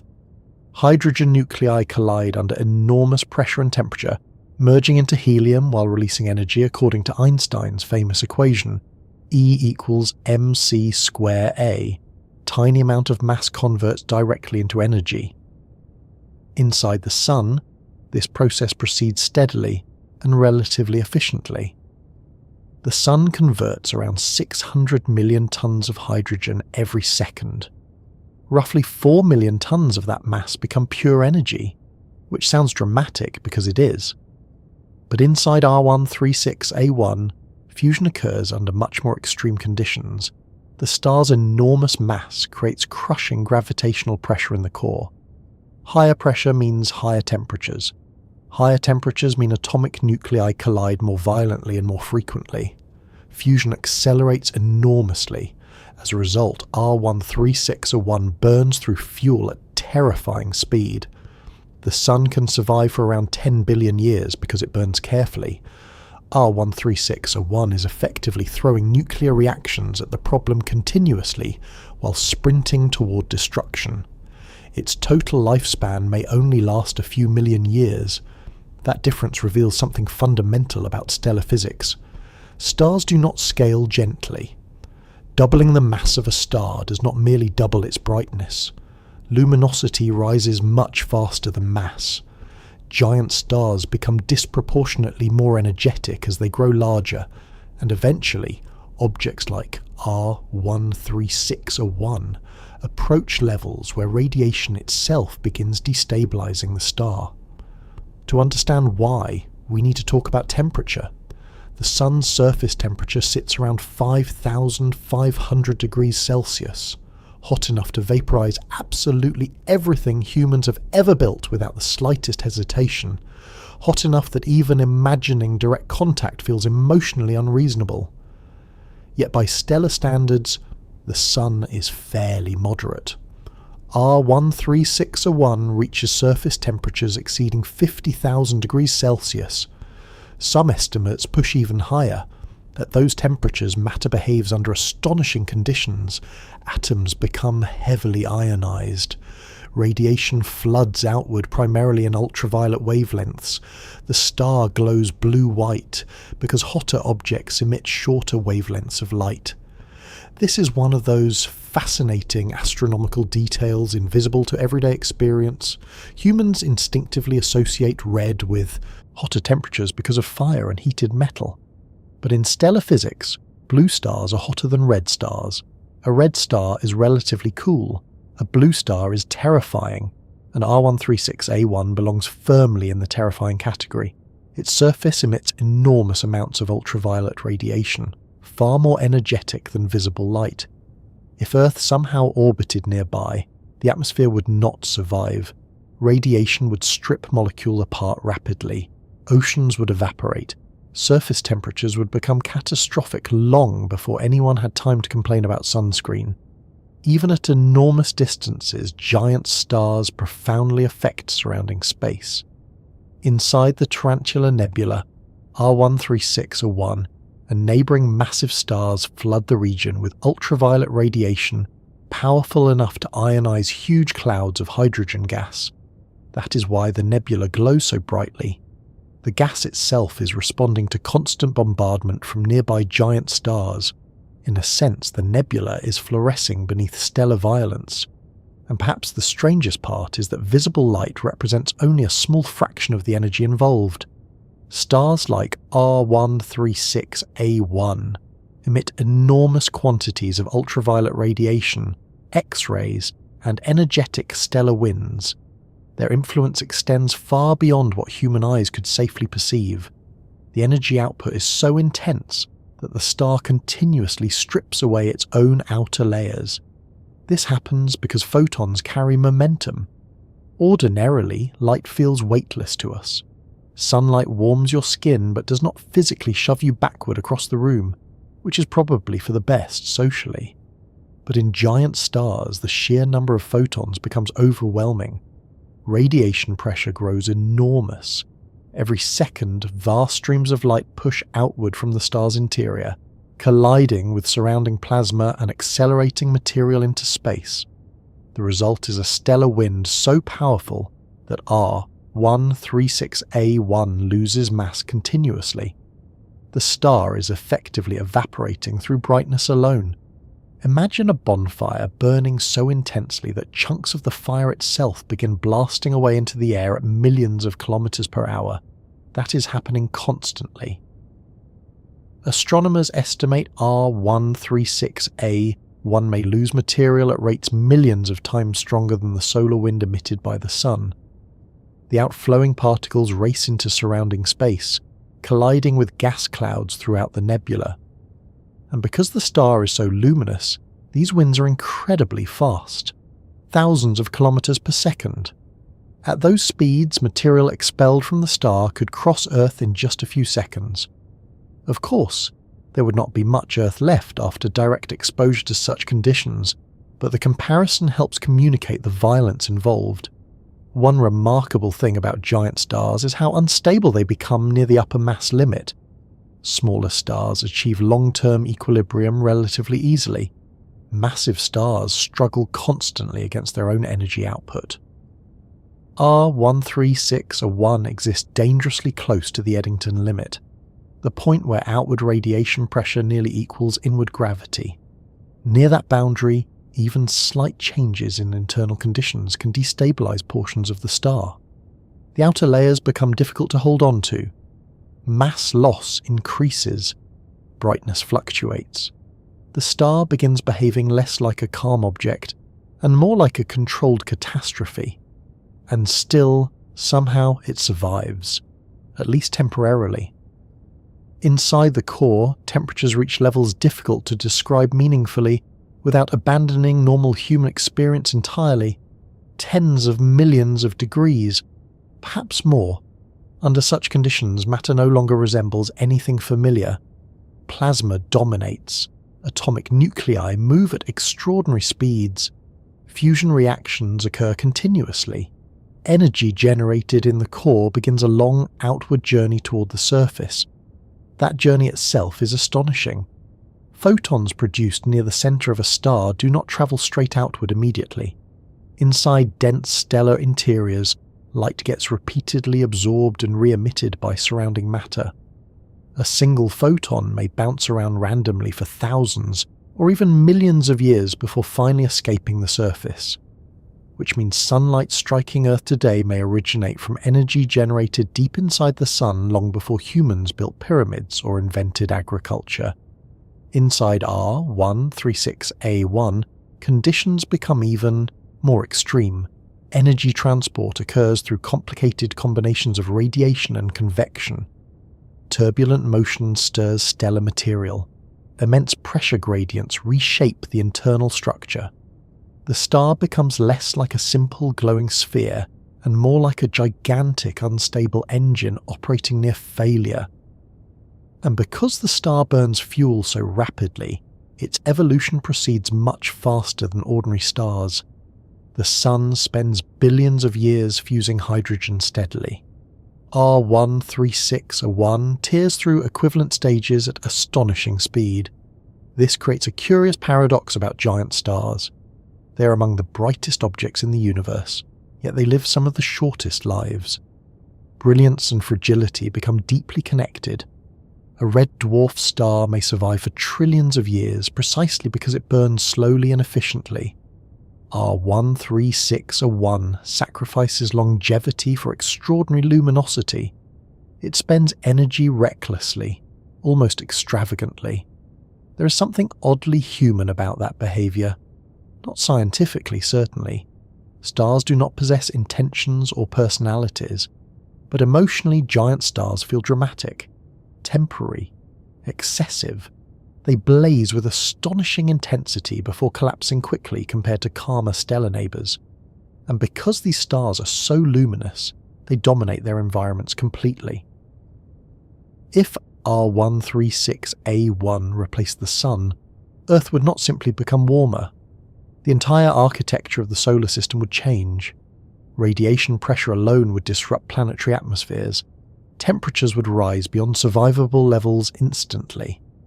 The night sky across neighbouring worlds would become permanently bright.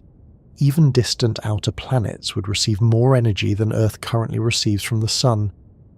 Fortunately, R136a1 resides safely inside the Large Magellanic Cloud, roughly 160,000 light-years away, which gives humanity a comfortable margin for error. Still, observing such stars helps astronomers understand the extremes of nature.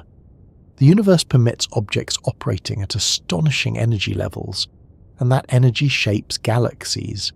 Massive stars ionize surrounding gas clouds. Their stellar winds compress nearby material.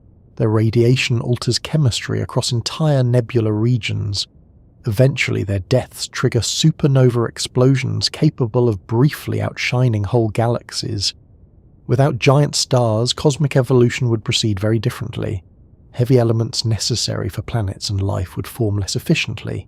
Galaxies would evolve differently. Even black hole formation might change dramatically. In this sense, stars like R136a1 are not merely curiosities. They are major participants in the evolution of the universe itself, and perhaps the strangest detail of all is that R136a1 is still incredibly young, roughly 1 or 2 million years old.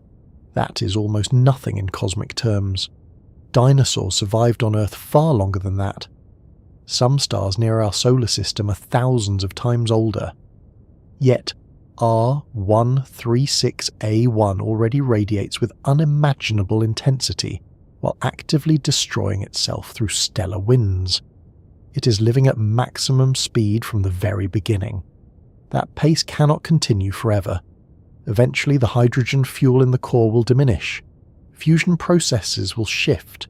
Internal balance will destabilize further. The star's enormous mass will begin transforming from advantage into burden. And when that happens, the ending may become one of the most violent stellar deaths the universe can produce.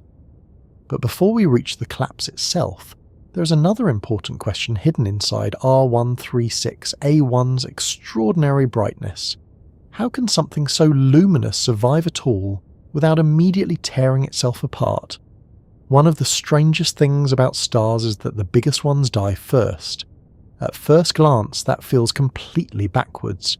If someone handed you 2 candles, one small and one enormous, you would probably assume the larger candle lasts longer. More wax, more fuel, more endurance. That logic works perfectly well for ordinary objects on Earth.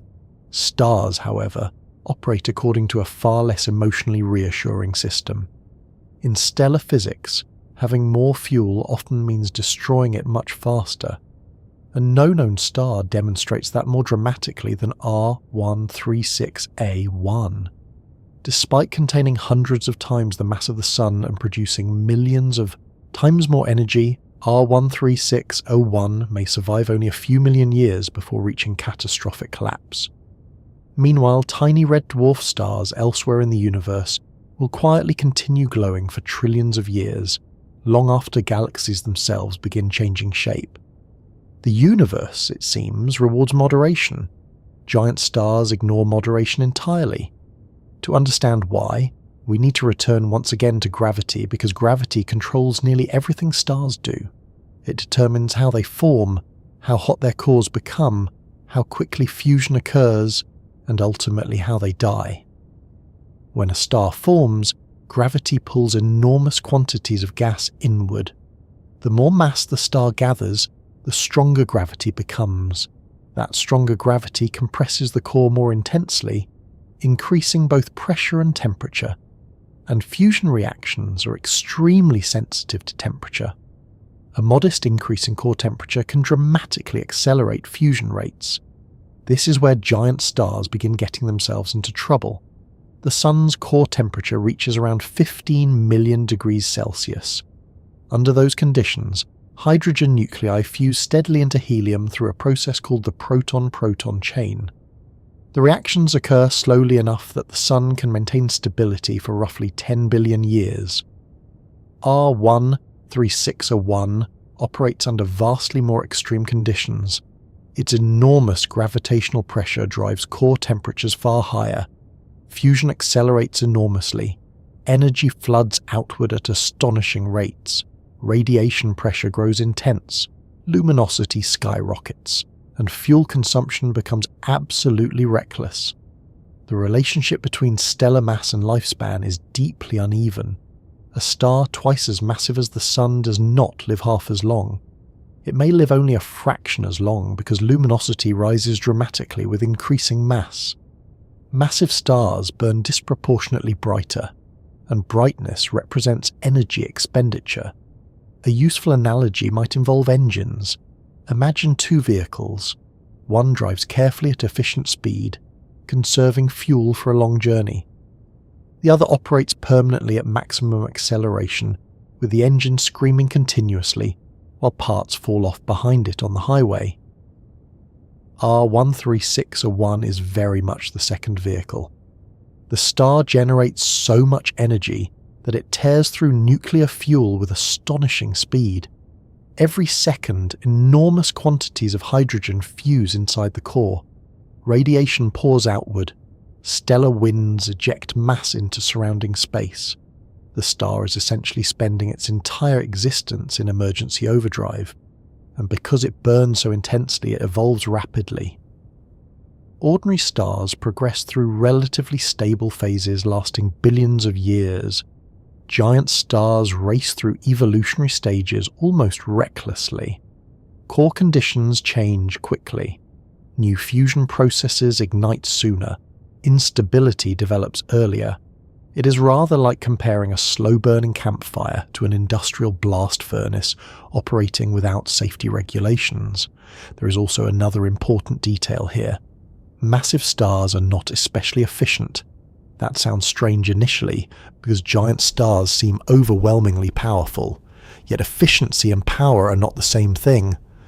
A fuel-efficient car conserves energy carefully.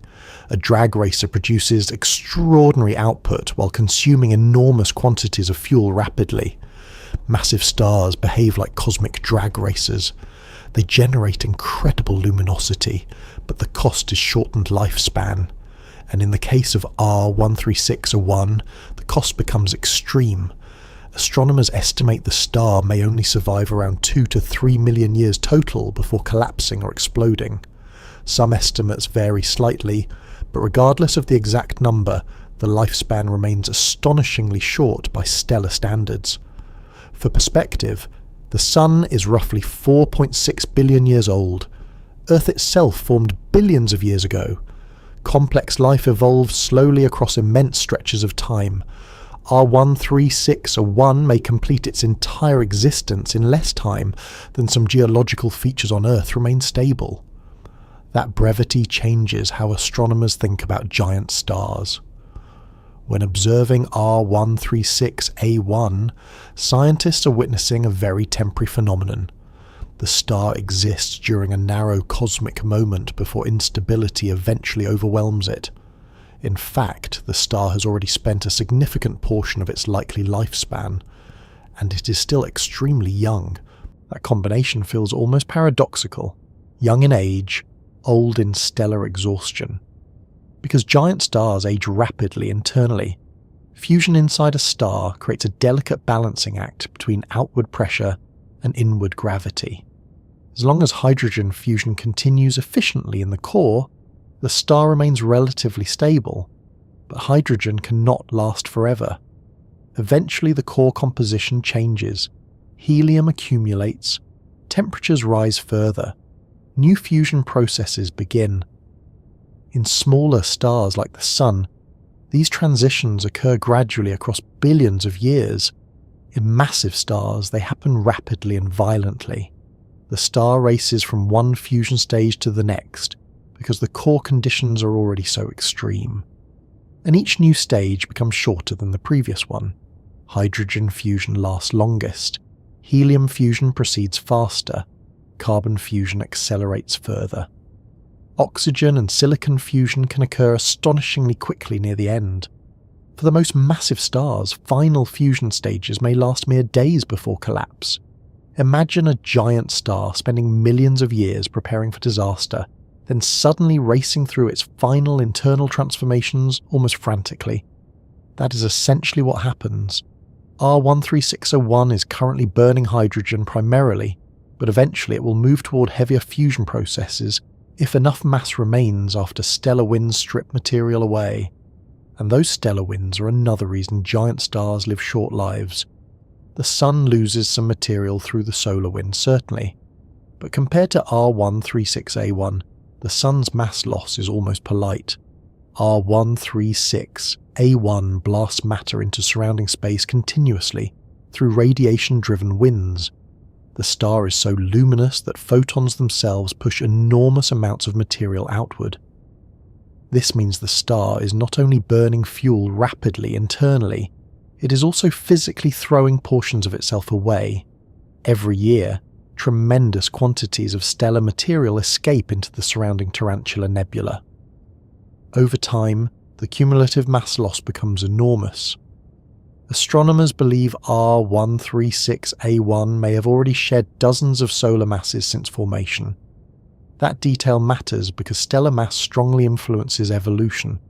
As the star loses mass, its structure changes, luminosity changes, internal fusion dynamics shift. The star evolves not just because it burns fuel, but because it literally becomes smaller over time. In some ways, giant stars spend their lives eroding themselves, and the closer they move toward instability, the more dramatic the process becomes. Massive stars also experience much stronger internal turbulence than smaller stars. Convection churns material through the interior. Layers mix differently. Radiation pressure creates instability throughout the structure. The result is a star constantly struggling to maintain equilibrium. Smaller stars enjoy relatively quiet internal lives. R136a1 lives in permanent crisis management. Even the star's surface reflects this instability. Outer layers become difficult to define clearly because powerful winds blur the distinction between star and surrounding space. Material continuously streams outward at tremendous speeds.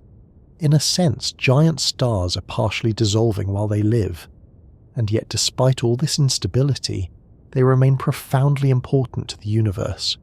In fact, giant stars may matter disproportionately precisely because they live fast and die young. Short-lived massive stars dominate their environments dramatically. Their radiation ionizes surrounding gas clouds. Their winds compress nearby material. Their eventual explosions scatter heavy elements across space. A single giant star can reshape entire regions of the galaxy. This sun influences the solar system. R136a1 influences a nebula hundreds of light years wide. That difference in scale reflects the enormous energy involved. Massive stars also serve as cosmic chemical factories. During their brief lives, they fuse heavier and heavier elements inside their cores. When they eventually explode, those elements scatter into space and become part of future stars, planets, and living organisms. Without giant stars, the universe would remain chemically primitive. No iron-rich planets, no oxygen-rich atmospheres, no carbon-based biology. Even the calcium in human bones originated inside ancient stars long dead. That realization never becomes less strange. Every person listening tonight is built partly from material forged inside stars that lived violently and died catastrophically long before Earth existed, and R136a1 is participating in that process right now. The star's future death will eventually seize surrounding space with additional heavy elements. New generations of stars may form from enriched material ejected during its final collapse. Perhaps future planetary systems will emerge partly from its remains. There is something oddly comforting about that cycle, not because giant stellar explosions are peaceful, They definitely are not. But because destruction and creation become intertwined on cosmic scales. Giant stars live briefly precisely because they burn so intensely, and that intensity helps shape future generations of cosmic structure. Still, giant stars themselves experience remarkably lonely lives. Dense star clusters like R136 contain many stars, certainly, yet massive stars outshine their neighbours so completely that they dominate the surrounding region almost immediately. Their radiation floods outward, their winds disrupt nearby gas, their luminosity overwhelms ordinary stellar environments. A star like R136a1 cannot quietly coexist with its surroundings. It changes everything nearby simply by existing. And because the star burns so fast, every moment matters more. A red dwarf can survive so long that the universe itself may fundamentally change before the star dies. R136a1 exists during a brief spectacular flash by comparison. If the universe's history were compressed into a single calendar year, giant stars would appear and vanish almost instantly, while smaller stars endured quietly in the background. There is an interesting emotional contrast there. The most spectacular stars are often the least durable. The longest-lived stars are usually small, dim, and quiet. Nature seems oddly fond of that trade-off, and perhaps nowhere is that more visible than in the final stages awaiting giant stars. Because eventually the fuel runs low, the balance shifts, gravity begins regaining control, and for stars as massive as R136a1, the ending may become unimaginably violent. But before collapse arrives, another process continues shaping the star every second of its existence: the stellar winds. When most people hear the phrase stellar wind, they imagine something gentle, a breeze perhaps, solar air drifting quietly through space, the sort of thing that might lightly disturb a cosmic curtain if the universe happened to own curtains. Real stellar winds are considerably less polite. Even the sun produces a continuous stream of charged particles flowing outward in all directions. This solar wind travels hundreds of kilometers per second and constantly washes across the solar system. Earth's magnetic field shields us from much of it, though some particles still interact with the atmosphere and create auroras near the poles. Those glowing green lights dancing across Arctic skies are, in part, the visible result of Earth surviving an ongoing stream of material blasted outward from the sun, and yet, compared to the winds from R136a1, the sun's solar wind begins looking almost delicate. Because R136a1 does not merely emit particles into space, it tears itself apart continuously. Every second, the star blasts enormous quantities of matter outward at extraordinary speeds. These outflows are so violent that they reshape surrounding regions of the Tarantula Nebula, while simultaneously stripping mass away from the star itself.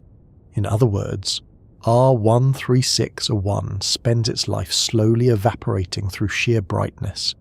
That sounds dramatic because it is.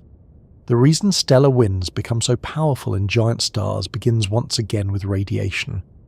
Massive stars generate astonishing luminosities. Light emerging from the core carries energy, but it also carries momentum. Normally this effect is tiny. You can stand in sunlight without being physically shoved backward across the street, which is fortunate because crossing intersections would become deeply inconvenient. But in stars like R136a1, the amount of radiation becomes enormous. Photons streaming outward collide with matter in the star's outer layers. Atoms absorb and scatter light repeatedly. Momentum transfers into the plasma. The result is outward. Acceleration powerful enough to overcome gravity and portions of the atmosphere. And then the material escapes, continuously, at speeds reaching thousands of kilometers per second. To appreciate how extreme that is, consider that Earth orbits the Sun at roughly 30 kilometers per second. Material from R136a1 can travel outward vastly faster than planetary orbital speeds.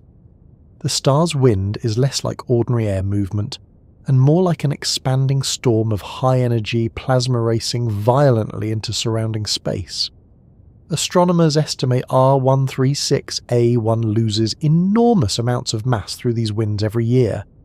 The exact numbers vary depending on observational models, but the mass loss rates remain astonishing regardless. The star may shed material equivalent to many Earths every single year. Pause for a moment and consider how absurd that statement would sound in almost any other context. Imagine a mountain casually losing multiple planets' worth of material annually while still remaining one of the largest objects nearby. That is effectively what giant stars do. And over time, the losses become enormous. Scientists believe R136a1 originally formed with perhaps over 300 solar masses. Today, estimates place it closer to around 170 to 200 solar masses. A tremendous amount of stellar material has already been blasted away into surrounding space. The star is shrinking because it cannot fully contain its own radiation. There is something almost tragic about that. Not emotionally tragic, certainly. Stars do not possess feelings, but physically, giant stars exist near the edge of stability from the beginning. Their brilliance actively undermines their long-term survival. The brighter they burn, the faster they destroy themselves. And in stars, this extreme stellar winds become one of the dominant forces shaping evolution. The Sun's future depends mostly on gradual fusion changes deep in the core. R136a1's future depends heavily on how much mass it manages to lose before final collapse. That distinction matters enormously because stellar mass determines almost everything about a star's fate. Mass controls core pressure. Core pressure controls temperature. Temperature controls fusion. Fusion controls lifespan and eventual collapse. So when stellar winds strip away huge amounts of material, they alter the star's destiny directly. In fact, some astronomers believe giant stars may avoid certain catastrophic endings precisely because winds remove enough mass before the final stages occur. Without strong winds, stars like R136a1 might remain even more unstable than they already are. Of course, less unstable remains a relative term when discussing objects emitting millions of times more energy than the Sun while dissolving into space. One fascinating aspect of stellar winds is how invisible they would appear to ordinary human senses despite their enormous power. Space itself remains mostly empty. The particles streaming away from R136a1 are spread across enormous volumes. Yet collectively, the outflow carries tremendous momentum and energy. And because the winds collide with surrounding gas inside the Tarantula Nebula, they sculpt enormous structures into the surrounding material. Astronomers observe cavities, shock fronts, and glowing arcs throughout giant stellar nurseries. Many of these features form because stellar winds slam into nearby gas clouds at extraordinary speeds. The effect resembles a hurricane continuously reshaping landscapes, except the hurricane is made of ionized plasma traveling faster than many spacecraft humans have ever built. The environment around R136a1 is therefore deeply chaotic. Radiation floods outward, winds collide, gas clouds compress and expand, shock waves ripple through the nebula, and all of this occurs simultaneously across distances measured in light years. It is easy to forget how dynamic the universe really is because human lifetimes are short compared to cosmic timescales. The stars appear fixed overhead. Constellations seem permanent. Space feels calm and silent. But inside star-forming regions like the Tarantula Nebula, conditions evolve constantly. Massive stars actively reshape their surroundings while racing toward destruction. And stellar winds help drive much of that transformation. Interestingly, the composition of these winds can reveal important clues about what is happening inside the star. As giant stars evolve, fusion products from the interior may become mixed outward toward the surface through turbulence and mass loss. Stellar winds then carry these heavier elements into surrounding space. In a sense, giant stars leak information about their internal processes into the cosmos.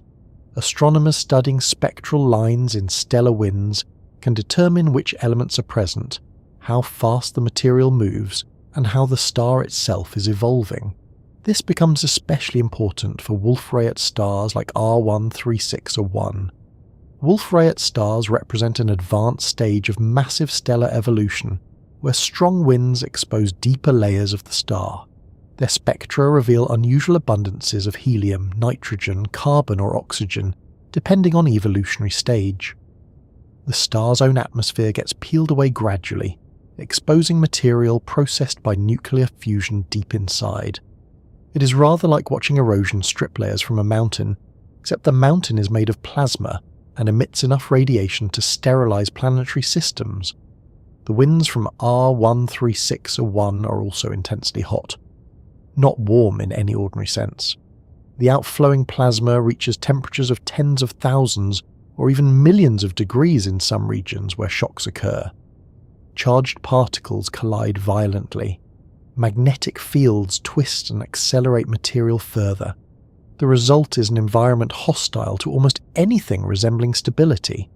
And yet these winds also contribute to future creation. That is one of the most fascinating contradictions in astronomy. Destructive processes often become essential for future structure formation. Stellar winds compress nearby gas clouds, increasing density in some regions. That compression can trigger gravitational collapse and initiate new star formation elsewhere. So while R136a1 destroys itself, it may simultaneously help create future generations of stars nearby. The universe is remarkably efficient at recycling catastrophe. Even supernova explosions function this way. Shockwaves from dying stars can trigger new star formation by compressing surrounding molecular clouds. Destruction creates pressure. Pressure creates collapse. Collapse creates stars. And eventually those stars produce more destruction. The cycle continues. Massive stars also enrich surrounding space chemically through their winds. Material expelled from R136a1 contains heavier elements forged inside the star. Over time, those elements become incorporated into future nebulae, planets, and possibly living organisms. Without giant stars shedding mass, the universe would remain chemically simpler. No carbon-rich worlds. No oxygen atmospheres, no rocky planets capable of supporting biology. Even the iron in human blood originated from stellar processes inside ancient stars, which means your body currently contains atoms forged in environments not entirely unlike the one surrounding R136a1. There is something oddly calming about that connection. The universe feels less distant when you remember that stellar evolution helped make your existence possible at the atomic level. Still, giant stellar winds can also create serious instability for the stars themselves. As R136a1 loses mass, its internal structure changes. Pressure balances shift. Fusion conditions evolve.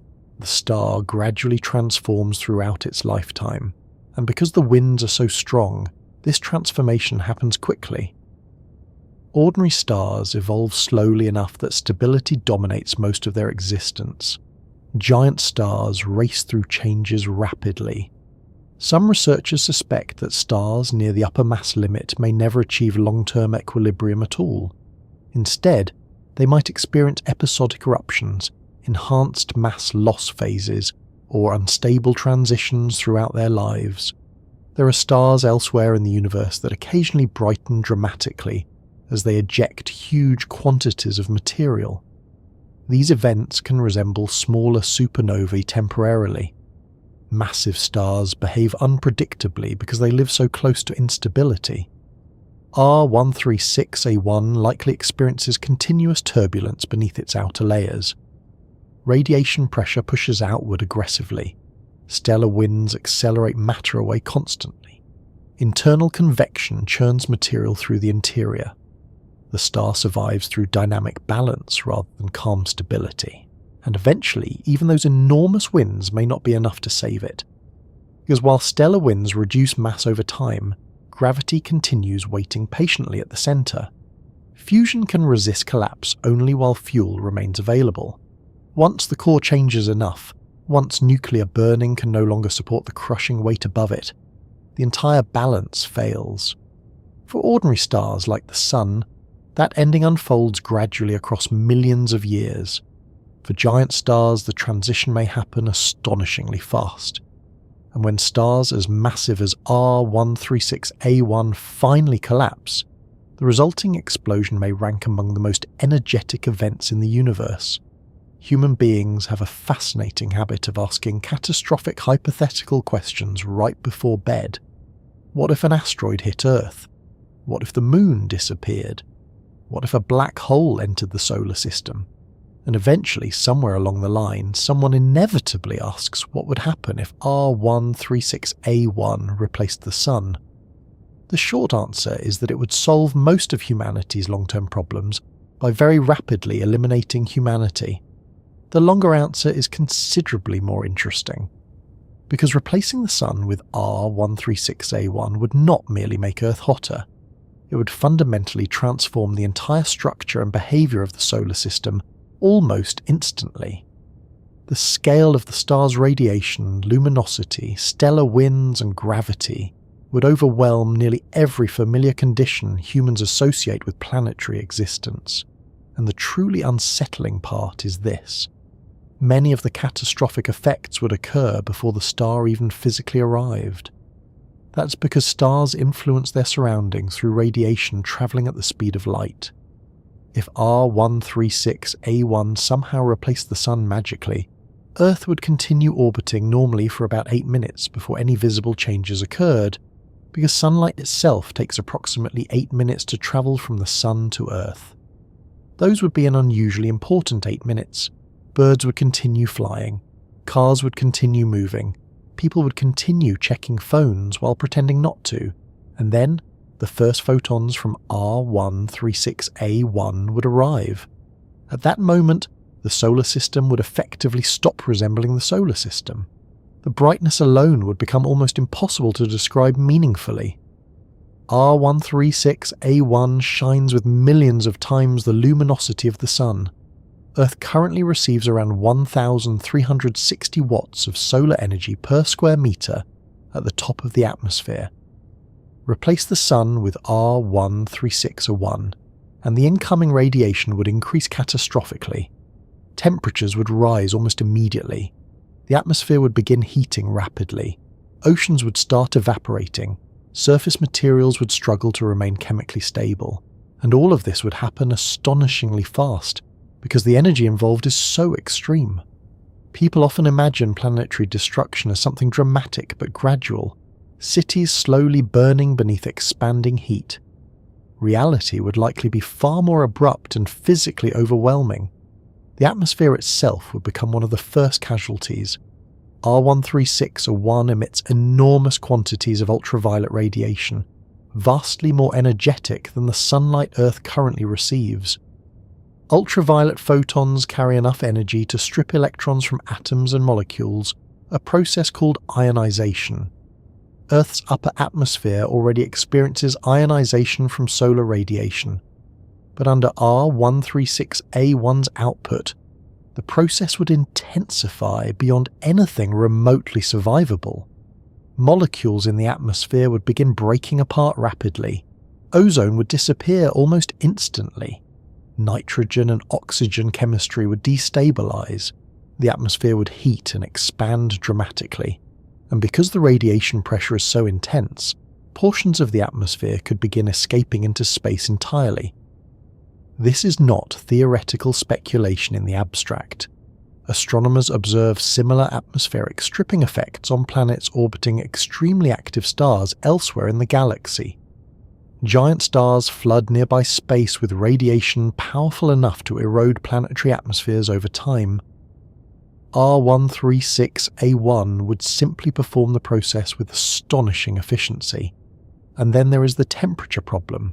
Earth currently maintains relatively stable temperatures because the Sun, despite being enormous, is actually a fairly moderate star. its energy output sits comfortably within the range, allowing liquid water to exist on Earth's surface. R136a1 would obliterate that balance instantly. The oceans would begin boiling rapidly, not simmering politely, boiling catastrophically. Surface water would evaporate into the atmosphere, creating dense superheated steam layers. The greenhouse effect would spiral out of control almost immediately as trapped heat accumulated faster than the planet could radiate it away. Eventually, the oceans themselves would cease existing as stable bodies of liquid water, and after that, conditions would continue worsening. At sufficiently high temperatures, rocks themselves begin melting. The crust destabilizes, metals soften and vaporize, chemical structures break apart entirely. Earth would transition from habitable world to glowing planetary furnace in remarkably short order. And this still only addresses radiation and heat. We have not yet discussed the stellar wind. The Sun produces a solar wind that Earth's magnetic field mostly deflects successfully. Under ordinary conditions, Earth's magnetosphere protects the atmosphere and surface from much of the incoming charged particle radiation. R136a1's stellar wind would be vastly more powerful. Charged particles travelling thousands of kilometers per second would slam into Earth continuously. The magnetosphere would compress violently beneath the pressure. Radiation storms would intensify across the planet. Electronic systems would fail almost immediately. Power grids, satellites, communication networks, navigation systems, every technological structure dependent on stable electromagnetic conditions would collapse rapidly. Though admittedly civilization would already have larger concerns at that point. And there is another unsettling consequence many people forget. The sky itself would change completely. Earth currently experiences day and night because the Sun occupies a manageable brightness level relative to the atmosphere and planetary rotation. Under R136a1, daylight would become almost indescribably intense. The star's apparent size in the sky would also differ because R136a1 is physically larger than the Sun, though not proportionally as enormous as its luminosity increase. Still, the visible brightness would dominate the heavens overwhelmingly. Nighttime as humans understand it would effectively disappear. Even the far side of Earth would experience intense atmospheric scattering from the star's radiation. The sky itself could glow continuously due to ionized atmospheric gases. Stars would vanish from visibility entirely. The moon would reflect overwhelming amounts of light. Shadows might blur beneath scattered radiation flooding the atmosphere from every direction. The solar system would no longer feel peaceful or stable. It would resemble a region orbiting an active cosmic weapon. And perhaps the strangest detail is that Earth might not even remain in its current orbit. Now, purely from gravity alone, replacing the Sun with a much more massive star would alter planetary orbits dramatically. R136a1 contains vastly more mass than the Sun.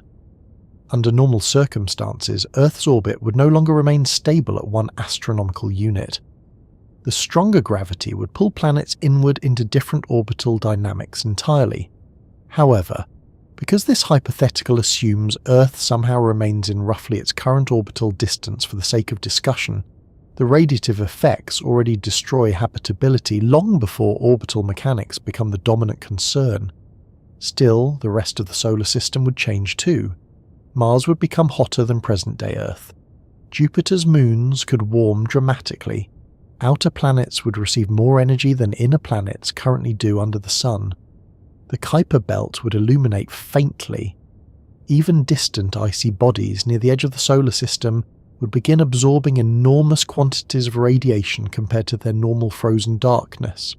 The entire solar system would transform into a violently illuminated environment. And all this assumes R136a1 remains stable, which is optimistic, because giant stars near the upper mass limit are unstable by nature. R136a1 continuously loses mass through powerful stellar winds. Radiation pressure nearly balances gravity. Internal turbulence churns through the star constantly. At some point the star will eventually die, and that ending matters enormously for nearby planets. The Sun will eventually become a red giant billions of years from now, expanding slowly and shedding outer layers relatively gently by cosmic standards. R136a1 will not die gently. Stars this massive may explode as hypernovae or collapse directly into black holes after catastrophic instability.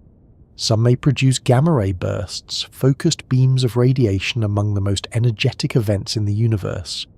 If Earth orbited nearby during such an event, the planet would not survive in any recognizable form. The explosion could outshine entire galaxies temporarily. Radiation would sterilize vast regions of surrounding space. Shock waves would sweep outward, carrying enormous kinetic energy. The supernova remnant itself might expand across light years, which means that even if Earth somehow survived the star's ordinary lifetime, the ending would almost certainly finish the job. There is another interesting consequence hidden inside this thought experiment though. R136a1 could never realistically exist in the Sun's place naturally.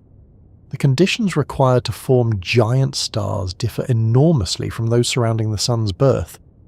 Massive stars emerge inside dense, crowded stellar nurseries like the Tarantula Nebula, where enormous quantities of gas collapse rapidly. The Sun formed in a comparatively moderate environment. That distinction matters because stable planetary systems and giant hypermassive stars may be somewhat incompatible long-term. Massive stars disrupt surrounding regions aggressively through radiation and stellar winds. Planet formation becomes difficult near such intense objects. In a strange way, the very reason Earth exists comfortably may be because the Sun is relatively ordinary. Humans sometimes underestimate how fortunate that ordinariness is. The Sun is stable, long-lived, predictable. Its energy output changes gradually enough for biological evolution to proceed across billions of years. A star like R136a1 burns too violently and dies too quickly to support similar evolutionary timescales nearby. Complex life requires patience from a star.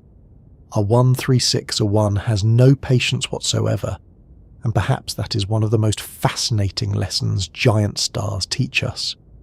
The universe permits astonishing extremes, but those extremes often come at the cost of stability. Giant stars shine brilliantly precisely because they consume themselves so rapidly. They dominate surrounding space, but only briefly. Smaller stars survive quietly for vastly longer. In fact, most stars in the universe are tiny red dwarfs that may continue burning long after giant stars like R136a1 have exploded and vanished completely. Spectacle and longevity rarely coexist in stellar physics. Still, giant stars remain profoundly important despite their instability. Their radiation shapes galaxies, their winds enrich nebulae, their deaths forge heavy elements necessary for planets and life. Without giant stars, the universe would look very different. Deep inside R136a1, the laws of physics begin behaving less like the calm, predictable rules we experience on Earth, and more like emergency systems struggling to maintain order under impossible conditions. That may sound exaggerated, but giant hypermassive stars genuinely push matter into regimes where ordinary intuition stops being useful almost immediately. The Sun already contains extreme physics. Its core pressure and temperature exceed anything humans can recreate naturally on Earth. Yet compared to R136a1, the Sun still operates within relatively stable and well-understood territory. R136a1 moves much closer to the edge. The pressures become larger, the radiation becomes more violent, the internal turbulence becomes more chaotic, and the balance between gravity and energy generation grows so delicate that even small changes inside the star can influence its entire future. One of the first strange things astronomers realized about hypermassive stars is that their interiors are dominated not just by ordinary gas pressure, but increasingly by radiation pressure. That distinction matters enormously. In everyday life, pressure usually comes from particles physically colliding with each other. Air molecules bounce around inside Earth's atmosphere. Gas atoms move inside engines or weather systems. Heat increases particle motion, which increases pressure. Ordinary stars work partly this way too, but inside extremely massive stars, light itself becomes one of the dominant sources of pressure. Photons generated through fusion carry momentum outward. In smaller stars, this contribution exists but remains secondary. In objects like R136a1, radiation pressure becomes overwhelming. The star is so luminous internally that light itself helps support the star against gravitational collapse. That is a deeply strange idea if you stop to think about it for more than a few seconds. A giant star survives partly because trillions upon trillions of photons continuously push outward from the core, with enough force to resist the crushing weight of hundreds of solar masses above them, and gravity pushes back constantly. This creates a highly unstable equilibrium. Smaller stars can remain relatively calm for billions of years because gas pressure and fusion rates settle into stable balance. Hypergiant stars live much closer to disaster. Radiation pressure nearly overwhelms gravity in some regions, especially near the surface. Astronomers describe this using the Eddington limit, the point where outward radiation pressure almost equals inward gravitational force. R136a1 exists frighteningly close to that boundary. And near the Eddington limit, strange things begin happening. The outer layers become unstable. Material escapes more easily. Small fluctuations in energy output can trigger enhanced mass loss. The star effectively struggles to hold itself together. This is one reason hypermassive stars lose enormous amounts of mass through stellar winds. Their radiation is simply too intense to remain fully contained. In some regions, light itself pushes matter outward strongly enough to launch plasma into surrounding space continuously. Another unusual feature inside giant stars involves convection. Convection occurs when hot material rises while cooler material sinks, similar to boiling water inside a pot. The Sun contains convective regions too, but in hypermassive stars the process becomes much more extensive and turbulent. Inside R136a1, enormous convection currents likely churn through large portions of the star. Hot plasma rises, cooler material sinks inward. Fusion products get transported throughout the interior far more efficiently than in smaller stars. This internal mixing changes stellar evolution dramatically. In ordinary stars, the core and outer layers remain somewhat distinct chemically. Fusion products accumulate gradually near the center, while outer layers stay relatively untouched. Hypergiant stars mix themselves much more aggressively. Fresh hydrogen can circulate inward. Helium and heavier elements move outward.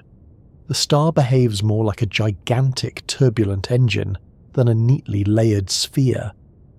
That mixing allows giant stars to burn fuel differently, and sometimes longer than simpler models originally predicted. At least longer relative to how violently they consume energy. Still, longer remains an extremely generous term in this context because R136a1 may only survive a few million years total, which is astonishingly short for a star. One especially bizarre consequence of these conditions is that the star may become chemically almost uniform throughout large regions. Instead of developing sharply separated internal layers early on, rotational mixing and convection can distribute material more evenly. The star effectively stirs itself, and rotation matters too. Massive stars often spin rapidly. Rotation changes internal pressure distributions, influences convection, and affects how material moves throughout the star. Fast rotation can flatten the star slightly near the poles and alter how radiation escapes from different regions. Some massive stars even rotate fast enough to approach breakup speed, where centrifugal forces begin competing significantly against gravity. R136a1 may not rotate quite that extremely now, partly because stellar winds remove angular momentum over time, but rotation still influences its structure and evolution. The more scientists study giant stars, the less they resemble simple glowing balls of gas. Instead, they become astonishingly dynamic systems governed by competing instabilities. Radiation pressure pushes outward, gravity crushes inward, convection churns material constantly, rotation reshapes internal flows, stellar winds remove mass continuously, fusion rates evolve rapidly. Every process affects every other process simultaneously, and perhaps most remarkably, all of this occurs while temperatures and densities remain so extreme that matter itself behaves differently than under ordinary conditions. The core of R136a1 reaches tens of millions of degrees. At those temperatures, atoms cannot survive intact. Electrons separate completely from nuclei, creating plasma. Nuclear reactions proceed continuously. High-energy photons dominate the environment. The densities also become extraordinary. Imagine compressing enormous quantities of matter beneath hundreds of solar masses of pressure. The core experiences conditions difficult for human minds to visualize meaningfully, because nothing remotely comparable exists naturally on Earth. Even laboratory fusion experiments only approximate tiny fragments of such environments for extremely brief moments, and yet giant stars maintain these conditions for millions of years. One fascinating consequence involves energy transport. Inside the Sun, photons generated in the core may require hundreds of thousands or even millions of years to escape, because they scatter repeatedly through dense matter. In R136a1, energy transport becomes even more complicated. Radiation pressure dominates large regions. Convection carries energy through turbulent flows. Dense plasma continuously absorbs and re-emits photons. The star glows brilliantly on the outside, but internally the movement of energy resembles a chaotic traffic system operating under catastrophic pressure. Another strange feature appears near the surface. Ordinary stars possess reasonably defined outer layers. Hypergiant stars become harder to define precisely because their atmospheres merge gradually into powerful outflowing winds. Where exactly does the star end and the stellar wind begin? The answer becomes surprisingly unclear. R136a1 continuously ejects matter outward at enormous speeds. The atmosphere expands and thins gradually into surrounding space. Radiation accelerates material away constantly. In some ways, the star behaves less like a stable object and more like a continuous eruption held together temporarily by gravity. And because the star is so luminous, even tiny opacity changes inside the atmosphere can trigger instabilities. Opacity measures how easily radiation passes through material. Certain elements absorb light more effectively at specific temperatures and ionization states. In giant stars, these effects can create layers where radiation suddenly pushes harder against surrounding matter. The result can be pulsations or enhanced mass loss episodes.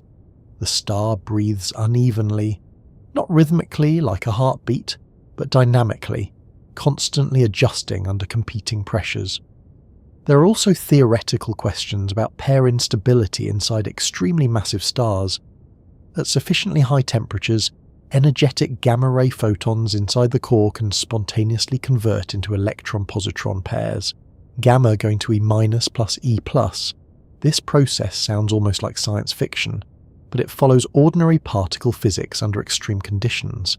The problem is that gamma rays normally contribute important radiation pressure supporting the star against gravity. When photons transform into particles instead, pressure suddenly drops. Gravity gains temporary advantage. The core contracts rapidly. Temperatures rise even further. Fusion reactions accelerate explosively. For certain mass ranges, this can trigger catastrophic instability, called a pair instability supernova, an explosion so powerful that the entire star may be completely destroyed without leaving behind a black hole. Astronomers still debate whether R136a1 might eventually experience something similar, or whether mass loss through stellar winds will reduce the star enough to avoid full pair instability before final collapse. That uncertainty reveals how difficult giant stellar physics remains even today. Scientists understand the broad principles well, but precise outcomes become complicated because so many interacting processes influence evolution simultaneously. And the larger the star becomes, the harder the calculations get. Computer simulations of hypermassive stars require enormous complexity. Radiation transport, magnetic fields, rotation, convection, turbulence, nuclear reactions, stellar winds, and relativistic effects all interact continuously. Tiny differences in assumptions can alter long-term outcomes dramatically. Even defining the exact mass of R136a1 becomes challenging, because strong winds and extended atmospheres blur observational boundaries. Yet despite these difficulties, one thing remains clear. Stars like R136a1 occupy an entirely different physical regime from ordinary stars. They push matter and energy near the limits of stable stellar existence. And strangely enough, the universe may once have produced even larger stars regularly. Shortly after the Big Bang, the first generations of stars likely formed under very different conditions. Heavy elements barely existed. Gas cooled differently. Fragmentation processes changed.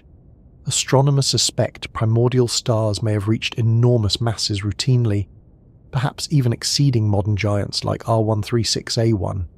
Those first stars would have transformed the early universe dramatically through radiation, fusion, and explosive deaths.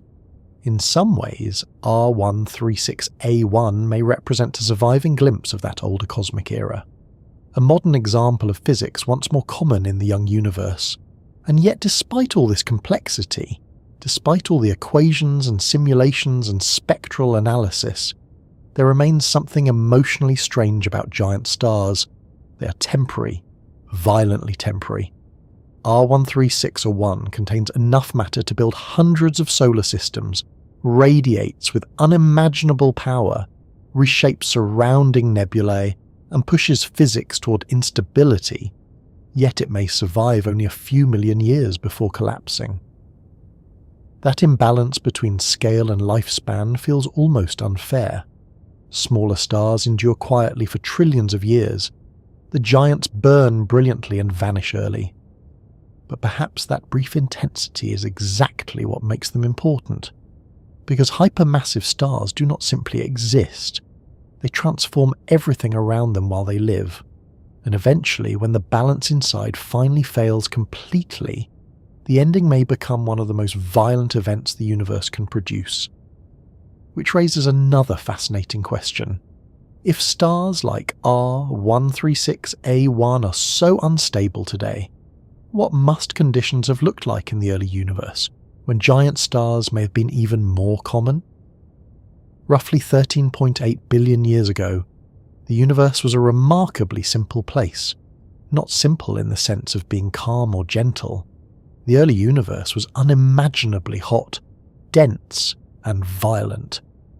But chemically it lacked almost everything familiar to modern astronomy. No rocky planets existed, no carbon-rich worlds, no oxygen atmospheres, no iron cores, no trees, no oceans, no living organisms wondering why giant stars insist on behaving so recklessly. There was mostly hydrogen, some helium, tiny traces of lithium, and not much else. Every heavier element in existence today, every atom of carbon in your body, every oxygen atom you breathe, every calcium atom inside your bones had yet to be created. That work would fall largely to stars, and in the beginning, the universe may have specialized in building truly enormous ones. Modern giant stars like R136a1 already push the boundaries of what stellar physics comfortably allows. Yet many astronomers suspect the earliest stars in cosmic history may have been even larger, possibly much larger. To understand why, we need to imagine a universe before chemistry became complicated. Today, star-forming clouds contain heavy elements produced by earlier generations of stars. Astronomers refer to these heavier elements collectively as metals, which sounds slightly confusing because in astronomy, Oxygen and carbon count as metals while actual human metals merely look offended in the background. These heavy elements matter enormously because they help gas clouds cool. Cooling is essential during star formation. As gas collapses inward under gravity, it heats up. If the cloud cannot cool efficiently, pressure builds and resists further collapse. Heavy elements and dust radiate heat away effectively, allowing modern molecular clouds to fragment into many smaller regions. That fragmentation produces large numbers of relatively modest stars. The early universe lacked those heavy elements. Primordial gas clouds cooled less efficiently. Without effective cooling, collapsing regions may have remained much larger before fragmentation occurred. Instead of forming countless smaller stars, enormous clouds could continue collapsing into giant protostars. The result may have been the first generation of stars known as population 3 stars. Astronomers have never directly observed one. That detail is important. Population 3 stars remain theoretical because the earlier stars likely lived fast and died young. By the time the universe became transparent enough and evolved enough for galaxies to form visibly, those first stars had probably already exploded or collapsed. Still, simulations strongly suggest they existed, and they may have been monsters. Some models estimate population 3 stars reached masses of several hundred solar masses. Certain calculations even allow masses approaching 1,000 solar masses under specific conditions. Imagine something larger than R136a1 burning inside a universe still almost chemically empty. A giant blue-white furnace illuminating primordial darkness for the first time. That image is one of the most extraordinary in all of cosmology. Before stars existed, the universe entered a period sometimes called the Cosmic Dark Ages. After the Big Bang cooled enough for neutral hydrogen atoms to form, space became largely dark and featureless. Matter drifted through expanding space quietly. Gravity slowly amplified tiny density variations left behind from the early universe. Then eventually, somewhere inside collapsing clouds of primordial gas, the first stars ignited, and the universe changed forever. These giant early stars probably looked very different from the Sun, hotter, larger, more unstable. Their intense ultraviolet radiation flooded surrounding space immediately. One of their most important effects involved reionization. Neutral hydrogen dominated the young universe initially, but giant stars emitted enormous quantities of high-energy radiation capable of stripping electrons away from hydrogen atoms again. Gradually, regions around early stars became ionized. Over time, more stars formed, more radiation spread outward. Eventually, much of the universe transitioned from neutral gas into ionized plasma once again. Astronomers call this process cosmic reionization, and giant primordial stars likely played a major role in driving it. In a sense, the first giant stars turned the lights back on, and they did so violently, because massive stars never live quietly. Population 3 stars probably burned through fuel with astonishing speed. Many may have survived only a few million years before collapsing or exploding. Their enormous masses created crushing core pressures and extreme fusion rates, just like R136a1, but perhaps even more dramatic. And because the early universe lacked heavy elements, stellar winds may have behaved differently too. Modern massive stars lose huge amounts of mass through radiation-driven winds, partly because heavy elements in their atmospheres absorb photons efficiently. Lower metallicity stars may experience weaker winds. That means primordial stars could potentially retain more of their original mass throughout their lives, which in turn affects how they die. Some may have undergone pair instability supernova, explosions so powerful that the entire star gets completely disrupted. Others may have collapsed directly into black holes, and those black holes could become extremely important later. One of the great mysteries in astronomy involves supermassive black holes. These enormous objects sit at the centers of most galaxies, including the Milky Way. Some formed astonishingly early in cosmic history, less than 1 billion years after the Big Bang. That creates a timing problem. How did black holes grow so massive so quickly? One possibility is that giant primordial stars provided unusually massive seed black holes early on. If population 3 stars routinely reached hundreds of solar masses before collapsing, they could create relatively large black holes immediately. Those black holes might then grow further by accreting gas and merging with others. In this way, the brief lives of early giant stars may have helped shape the architecture of galaxies themselves. The universe appears remarkably dependent on temporary extremes, and perhaps nowhere is that clearer than in stellar chemistry. Remember, the early universe contained almost no heavy elements. Giant stars changed that permanently. Inside their cores, nuclear fusion forged progressively heavier atoms. Hydrogen became helium. Helium fused into carbon and oxygen. Larger stars continued building even heavier nuclei through successive fusion stages. Eventually, supernova explosions scattered those elements into surrounding space. For the first time, the universe became chemically enriched. Later generations of stars formed from this recycled material. Planets became possible. Rocky surfaces emerged. Complex chemistry evolved. Life eventually appeared. Everything familiar today depends on those ancient stars altering the composition of the cosmos itself. Without them, the universe might remain mostly hydrogen forever. There is something strangely comforting about that. Every atom heavier than helium in your body once passed through stellar interiors long before Earth existed.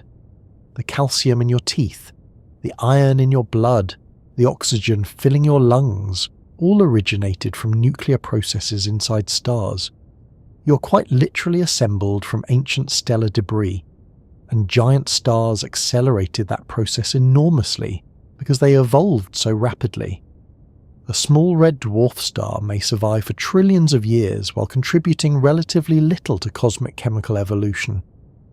Giant stars live briefly but dramatically.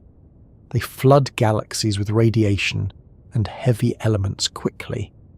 The universe seems to rely on both approaches simultaneously.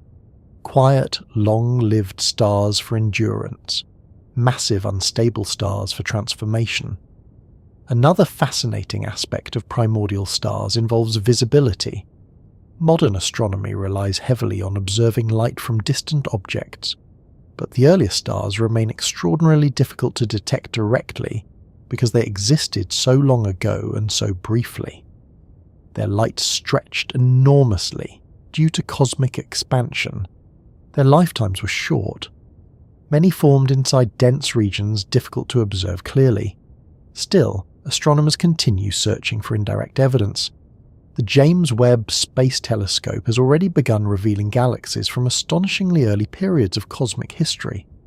Some observations hint at unexpectedly rapid star formation and large stellar populations very early in the universe. Researchers hope future observations may eventually uncover clearer evidence of population 3 stars or their immediate descendants. Even if individual primordial stars remain invisible, their fingerprints may survive in ancient gas clouds or unusual stellar populations. Astronomy often works like cosmic archaeology. Scientists reconstruct vanished objects through indirect clues left behind across billions of years, and giant stars leave dramatic clues: supernova remnants, chemical enrichment patterns, black hole populations, radiation signatures. The early universe may have looked radically different from today, partly because giant stars dominated so strongly. Imagine galaxies filled with enormous blue-white stars burning intensely amid chemically primitive gas clouds, radiation flooding through young space, supernova explosions occurring frequently, black holes forming rapidly. The cosmos would feel far harsher and more unstable than the relatively mature universe surrounding modern Earth. Yet without that instability, later cosmic structure might never emerge, and that creates an interesting connection back to R136a1. Inside the Tarantula Nebula, astronomers observe conditions resembling miniature echoes of those ancient times: dense star formation, giant unstable stars, lower metallicity environments than much of the Milky Way. R136a1 may not be a true primordial star, but it helps scientists study physics similar to what governed the first stellar generations. In many ways, giant stars act like bridges between cosmic eras. They connect the modern universe to its violent beginnings, and they remind us how temporary stability really is on large scales. Earth exists during an unusually calm period around a relatively stable star. The early universe likely offered far fewer peaceful neighborhoods. Radiation levels ran higher. Massive stars exploded frequently. Galaxies evolved rapidly. Cosmic childhood was not especially gentle. Still, it was productive.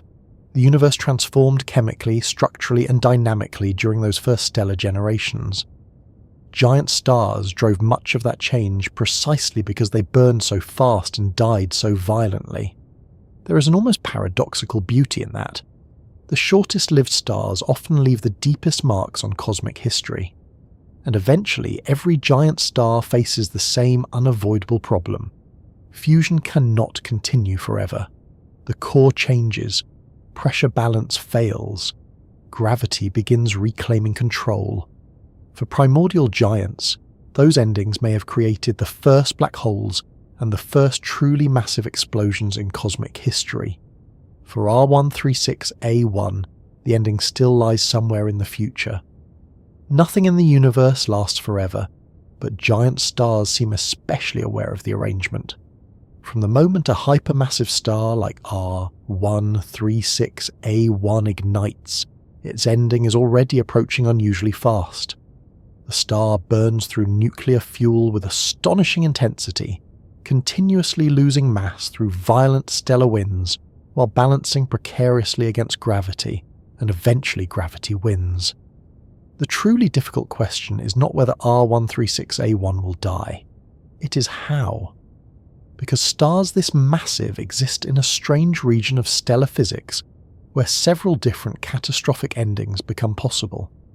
Astronomers can model the possibilities, compare observations and run simulations, but nature still retains a frustrating habit of surprising everyone at the exact moment scientists begin feeling confident.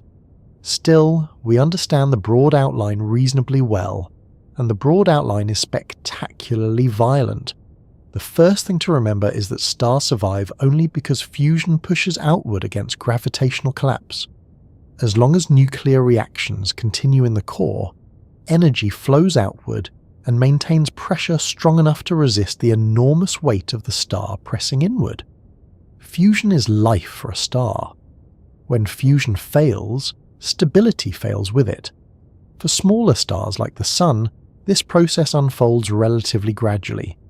Billions of years from now, the Sun will expand into a red giant, shed outer layers, and eventually leave behind a white dwarf surrounded by a glowing planetary nebula. The Sun's death will be dramatic by human standards, but comparatively gentle by cosmic ones. R136a1 will not die gently.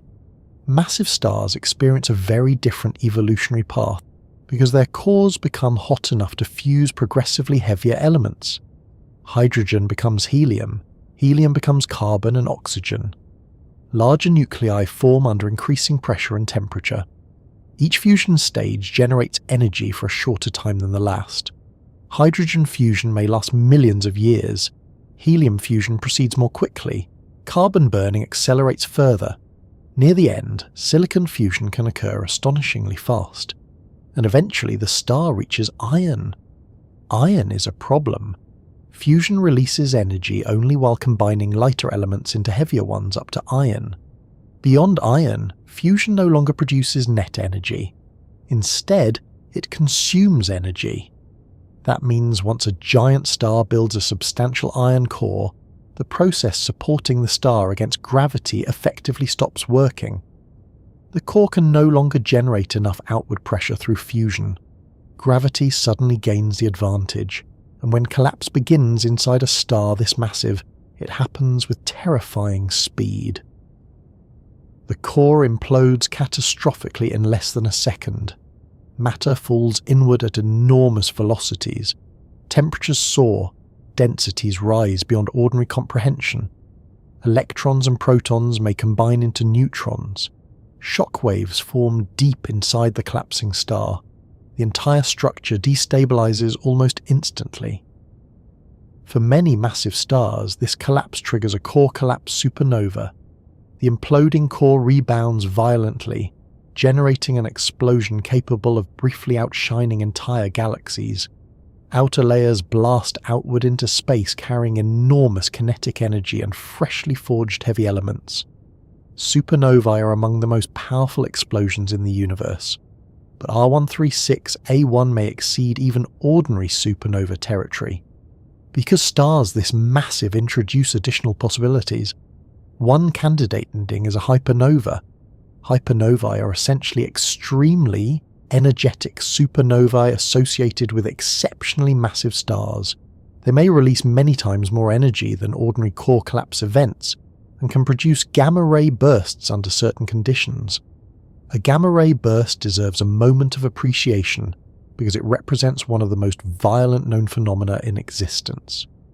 During some stellar collapses, narrow jets of ultra-energetic radiation blast outward near the speed of light. If one of these jets happens to point toward Earth from nearby cosmic distances, the consequences could be catastrophic for planetary atmospheres and biological systems. Fortunately, R136a1 resides safely inside the Large Magellanic Cloud, around 160,000 light-years away, which gives humanity a reassuring amount of distance from any future stellar tantrums. Still, the sheer energy involved remains astonishing. A hypernova can release more energy in seconds than the Sun will emit during its entire lifetime. That sentence sounds exaggerated every time. It remains true, and yet even hypernovae may not fully describe what happens to stars near the upper mass limit. There is another strange possibility called pair instability. We touched on this earlier, but now the consequences become important. Inside extremely massive stars, core temperatures can become so intense that high-energy gamma-ray photons spontaneously transform into electron-positron pairs, gamma going to E- plus E+. Normally, radiation pressure from gamma rays helps support the star against gravity, but when photons convert into particles instead, radiation pressure suddenly drops. The core loses support, gravity accelerates collapse, temperatures rise even more dramatically, fusion reactions ignite explosively, and the result may become a pair instability supernova. Unlike ordinary supernova, which often leave behind neutron stars or black holes, pair instability supernova can completely destroy the entire star. Nothing remains, no stellar remnant, no collapsed core. The explosion disperses the entire object into space. Imagine a star hundreds of times more massive than the Sun simply detonating so completely that it ceases existing altogether. That possibility is one reason astronomers remain fascinated by R136a1. Its mass places it near the regime where pair instability effects may matter. But there is a complication. R136a1 loses enormous amounts of mass through stellar winds during its lifetime. Those winds may reduce the star enough before collapse to prevent full pair instability from occurring, and this is where the uncertainty begins. Astronomers still debate exactly how stars like R136a1 evolve because small differences in mass loss rates can dramatically alter the ending. If the star retains enough mass, pair instability may dominate. If winds strip too much material away, the star may instead undergo ordinary core collapse or direct black hole formation. Some models even suggest the star could collapse almost directly into a black hole, with relatively little visible explosion at all. That possibility feels strangely anticlimactic after spending millions of years behaving like one of the brightest objects in the universe. Imagine a giant stellar furnace radiating with unimaginable intensity, only to disappear inward suddenly beneath gravity. Yet nature permits exactly such outcomes. And black hole formation itself becomes extraordinary at these masses. The collapse of a giant stellar core compresses matter beyond neutron star densities. Gravity overwhelms every known pressure support mechanism. Space-time curves inward catastrophically. Eventually an event horizon forms. A black hole is born. If R136a1 eventually collapses into a black hole, the resulting object could become quite massive, especially if enough material survives collapse rather than escaping during explosion. And that connects giant stars directly to one of the biggest mysteries in modern astronomy. Where do intermediate and supermassive black holes come from? Stars like R136a1 may provide part of the answer. Massive stellar collapses in the early universe could create unusually large black hole seeds. Those seeds might later merge and accrete matter, eventually growing into the supermassive black holes found at the centers of galaxies today. In that sense, giant stars may help build some of the largest structures in the observable universe through their deaths. The universe is remarkably efficient at turning endings into beginnings. Another fascinating aspect of giant stellar death involves nucleosynthesis. During collapse and explosion, enormous temperatures and pressures create conditions capable of forging heavy elements rapidly through neutron capture processes. Gold, uranium, rare heavy nuclei. Some of the rarest elements on Earth formed during catastrophic stellar deaths long before the solar system existed. That means jewelry, nuclear reactors, and certain geological materials owe their existence partly to exploding stars. Cosmic violence leaves surprisingly decorative leftovers sometimes. R136a1's eventual explosion, whatever form it takes, will enrich surrounding space further. Heavy elements forged during its life and death will scatter through the surrounding nebula. Future generations of stars and planets may eventually form from that material. Perhaps somewhere billions of years from now, life may emerge partly from atoms once buried inside R136a1's core. That idea never stops feeling slightly surreal, and yet the timeline involved is astonishingly brief compared to smaller stars. The Sun may survive for roughly 10 billion years. R136a1 may last only a few million, a cosmic firework compared to a steady lantern.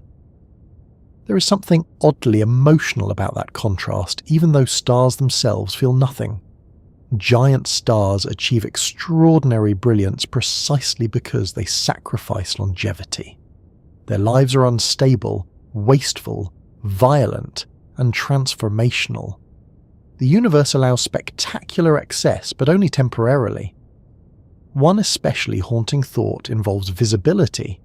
If R136a1 exploded tomorrow, humanity would not know immediately because the star lies about 160,000 light-years away.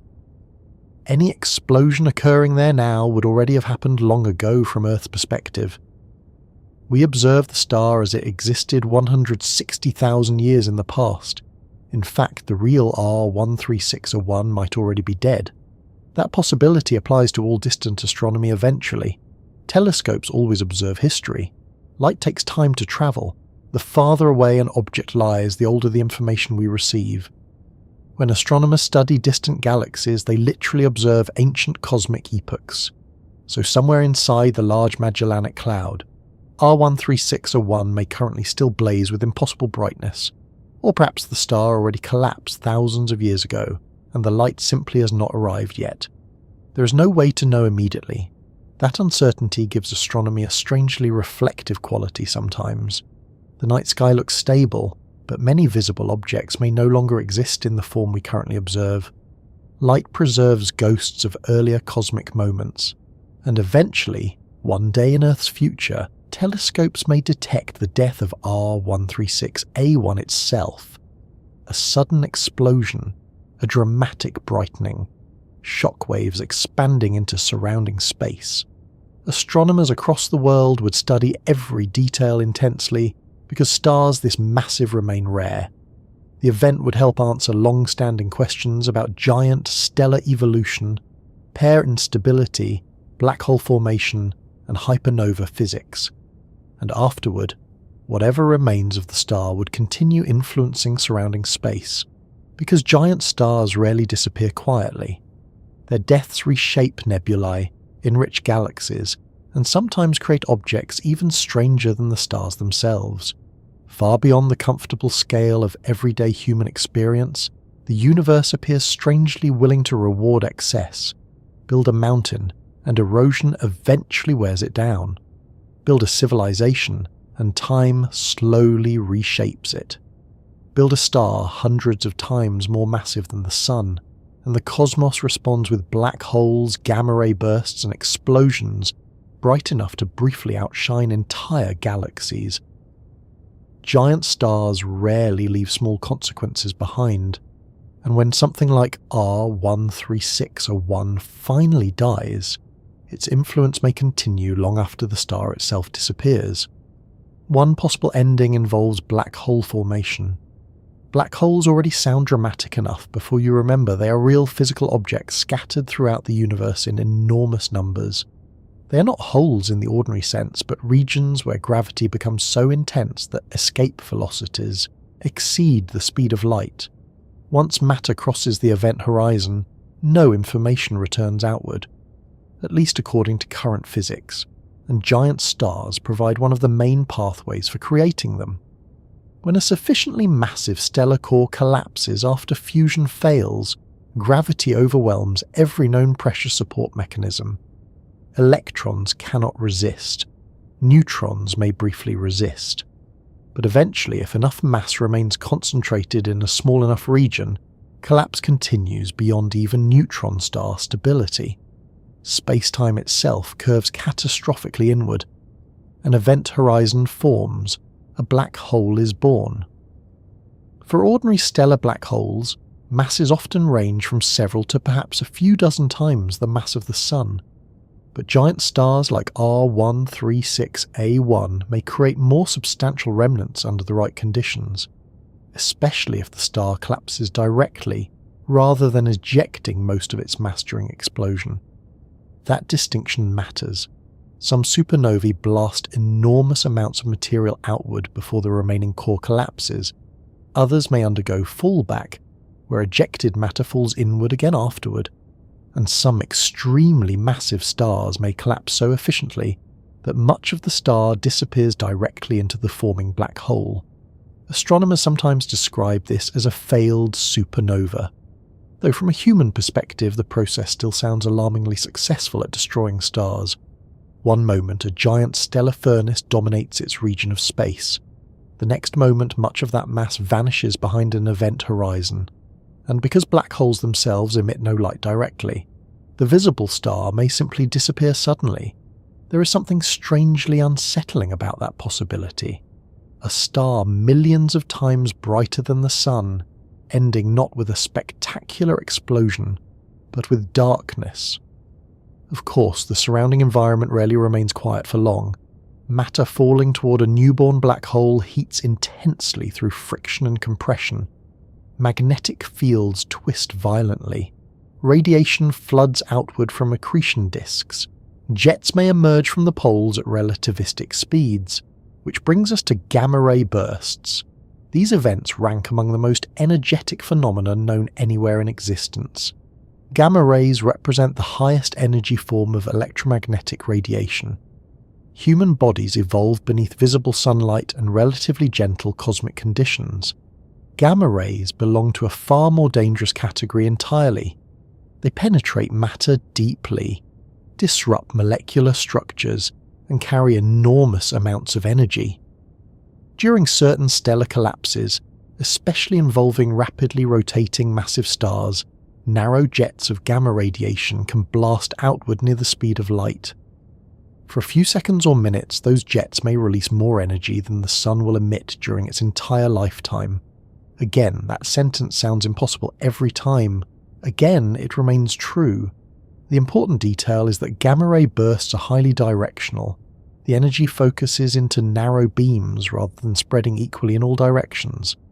That means observers aligned with the jet experience extraordinary brightness, while other directions receive far less radiation. If Earth happened to lie close enough to a nearby gamma-ray burst aimed directly at us, the consequences could be severe. Atmospheric chemistry would suffer major disruption. Ozone depletion could occur. Surface radiation levels would increase dramatically. Some scientists have even explored whether ancient gamma-ray bursts might have contributed to certain extinction events in Earth's distant past, though the evidence remains uncertain. Fortunately, R136a1 lies safely inside the Large Magellanic Cloud, about 160,000 light-years away. That distance provides a very comforting amount of separation from any future stellar unpleasantness. Still, gamma-ray bursts help reveal just how extreme giant stellar deaths can become, and they may have played important roles throughout cosmic history. In the early universe, gamma-ray bursts from massive stars could influence surrounding gas clouds across enormous distances. Radiation from these events may alter star formation, ionize material, or reshape chemical environments inside young galaxies. Massive stars do not merely live dramatically, they alter cosmic evolution through their deaths, and black holes themselves continue influencing galaxies long afterward. A black hole formed from a giant star may accrete surrounding matter gradually over time. Gas falling inward heats intensely and radiates enormous energy before crossing the event horizon. If enough material accumulates, the black hole grows. Multiple black holes may merge. Clusters evolve. Galactic centers collect matter. Eventually, over cosmic timescales, some black holes become truly enormous. The Milky Way contains a supermassive black hole called Sagittarius, a star with millions of solar masses. Other galaxies contain black holes billions of times more massive than the Sun. And astronomers still debate exactly how these giants formed so quickly in the early universe. One possible answer involves stars larger than R136a1, which leads naturally to another fascinating question. Could even bigger stars exist somewhere in the universe? The honest answer is probably yes, at least temporarily. R136a1 currently holds the title of the most massive known star with reasonable observational confidence, but known matters enormously there. The observable universe contains hundreds of billions of galaxies, each containing billions of stars. Humanity has studied only a tiny fraction of them in detail. Somewhere out there, conditions may permit stars even larger than R136a1 to form briefly before instability destroys them. Dense stellar nurseries, low metallicity environments, crowded young clusters, unusual merger events. Nature has many opportunities to experiment, and stellar mergers may prove especially important. Inside dense clusters, giant stars can collide or merge under certain conditions. Imagine two already massive stars spiraling together and combining into something temporarily larger than either one alone. The resulting object may become highly unstable, rapidly rotating, and extraordinarily luminous. Some astronomers suspect certain giant stars observed today may actually represent merger products rather than single straightforward formation events. The universe, as usual, appears comfortable improvising. There are also theoretical ideas involving supermassive primordial stars in the early universe. Under special conditions shortly after the Big Bang, enormous gas clouds might collapse into giant stars thousands or even tens of thousands of solar masses large, before directly collapsing into black holes. These hypothetical objects could help explain the rapid appearance of supermassive black holes early in cosmic history. Imagine stars so enormous that R136a1 itself would seem moderate by comparison. The mind resists scales like that naturally, and perhaps that resistance is reasonable because physics itself begins struggling too. At sufficiently high masses, instability becomes difficult to avoid. Radiation pressure grows overwhelming, stellar winds intensify. Pair instability may trigger catastrophic collapse or explosion. Nature seems willing to construct giant stars, but only briefly and under very specific conditions. There may be practical upper limits imposed by stellar physics, or perhaps only temporary limits. Astronomy repeatedly teaches the same lesson. Whenever humans begin feeling certain about cosmic boundaries, the universe quietly reveals something stranger. For centuries, people assumed the Milky Way was the entire universe. Then other galaxies appeared. Astronomers believed planets outside the solar system might be rare. Now thousands are known. Scientists once thought stars above roughly 150 solar masses should barely exist. Then R136a1 arrived. It would therefore feel slightly unwise to declare confidently that no larger stars exist anywhere. The universe has earned some skepticism, and even if larger stars do exist, they likely remain exceptionally short-lived. That is the important trade-off underlying giant stellar evolution. The larger the star, the more unstable the balance becomes. More mass means stronger gravity. Stronger gravity means hotter fusion. Hotter fusion means greater luminosity. Greater luminosity drives stronger stellar winds and instability. Eventually the star destroys itself through either radiation, explosion, collapse, or some combination of all three. Gigantic stars live like cosmic fireworks, brief, violent, transformative, yet despite their short lifespans, giant stars leave enormous legacies behind. Their radiation shapes nebulae, their winds enrich galaxies, their deaths forge heavy elements, their collapses create black holes. Future stars and planets emerge partly from their remains. Even the atoms inside your body owe something to ancient generations of giant stars long vanished. That connection makes astronomy feel strangely intimate sometimes. The universe can appear overwhelmingly large and indifferent. Yet the material composing human beings passed through stellar interiors billions of years ago. You're physically connected to ancient cosmic events, whether you think about them often or not. Every breath contains atoms forged in stars. Every heartbeat depends on elements produced by stellar explosions. And somewhere inside the Large Magellanic Cloud, R136a1 currently continues its brief furious existence, radiating unimaginable energy while slowly dismantling itself through stellar winds. One day the balance will fail, gravity will reclaim the core, the star may explode, collapse, or vanish into darkness behind an event horizon, but even afterward, its influence will continue spreading outward through space and time, because giant stars never really disappear completely. They become part of whatever comes next. And perhaps that is the most remarkable thing about the universe. Its most violent events are often also its most creative ones. Somewhere tonight, beyond the familiar stars above Earth, far outside the calm little neighbourhood of our solar system, R136a1 continues burning inside the Tarantula Nebula, an object hundreds of times more massive than the Sun, a star so luminous that its radiation actively strips away its own outer layers, a stellar furnace balanced near the edge of physical stability. And somehow, despite everything we have explored tonight, despite the impossible temperatures, the violent stellar winds, the unstable physics, and the terrifying scale of its future death, perhaps the strangest thing about R136a1 is simply that it exists at all, because nature did not need to build a star like this.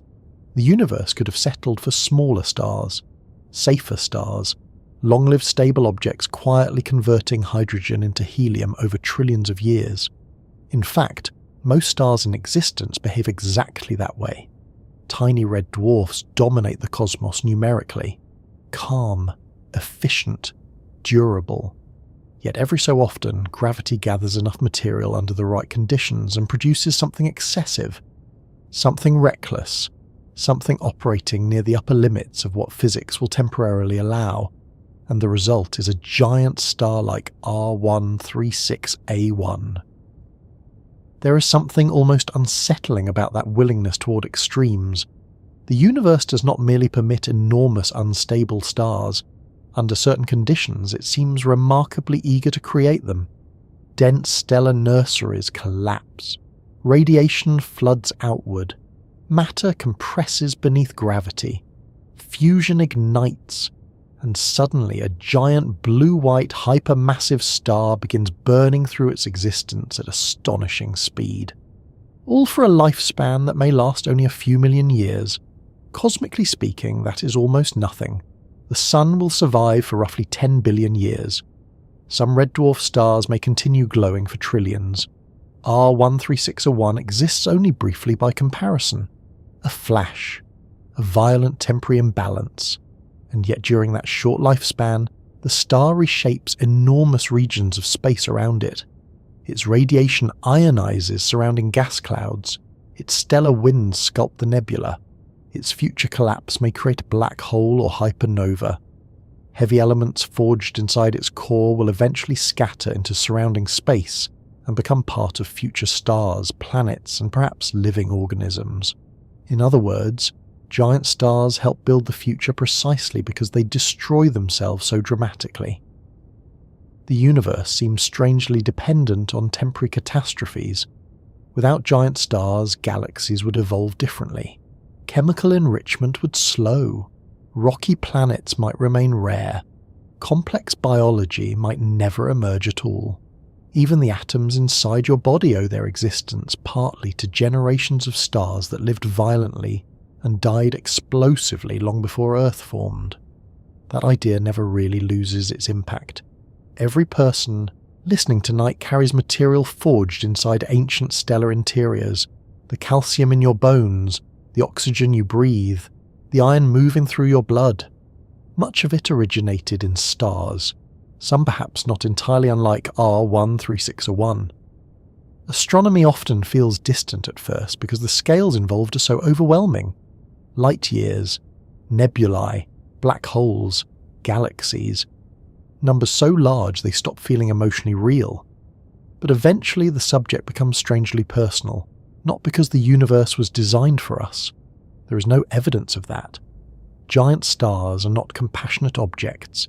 They are indifferent furnaces governed by gravity, fusion, radiation, and collapse. Yet we are physically connected to them anyway. Human beings emerge from a universe shaped by stellar evolution.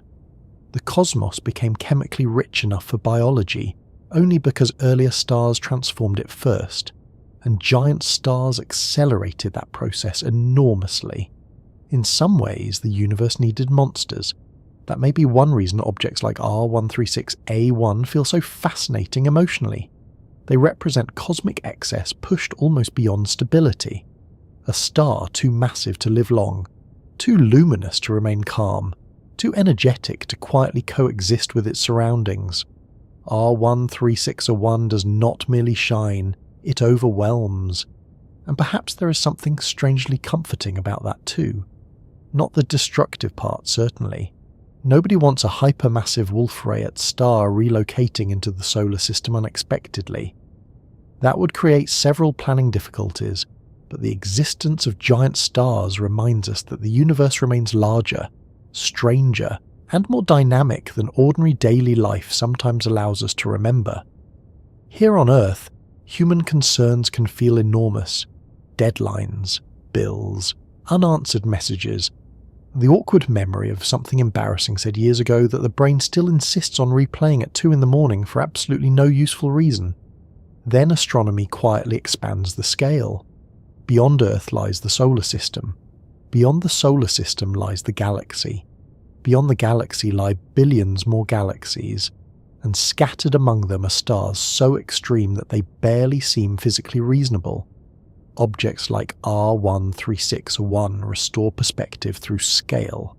Not because human life becomes meaningless beside the cosmos, but because the universe is large enough to contain both giant stars and small human moments simultaneously.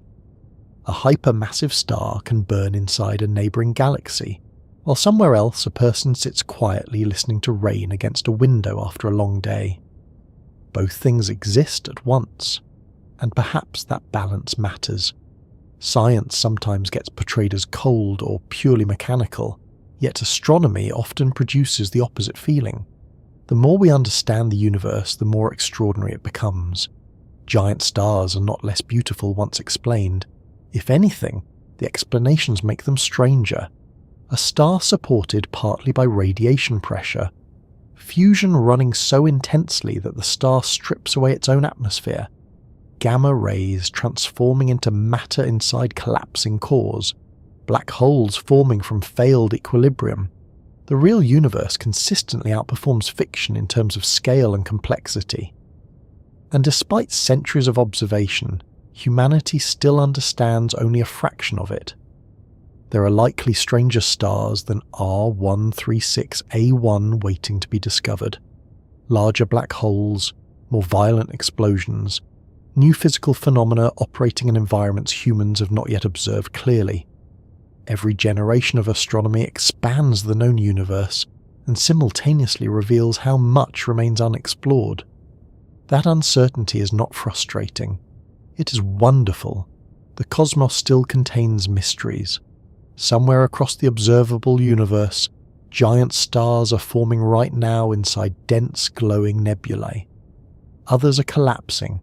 Some may already have exploded while their light continues travelling silently through space toward future civilizations not yet born. And perhaps, somewhere, under conditions more extreme than those inside the Tarantula Nebula, even larger stars exist briefly before gravity and radiation tear them apart. Nature appears surprisingly comfortable, experimenting with impossible things. Still, there is one final thought worth lingering on before tonight's journey drifts to a close. R136a1 feels extraordinary, partly because human beings naturally think in terms of permanence. We admire things that endure: mountains, oceans, ancient forests, civilizations lasting centuries. Giant stars challenge that instinct. The universe sometimes creates objects of astonishing power and scale that survive only briefly. Brilliance does not guarantee longevity.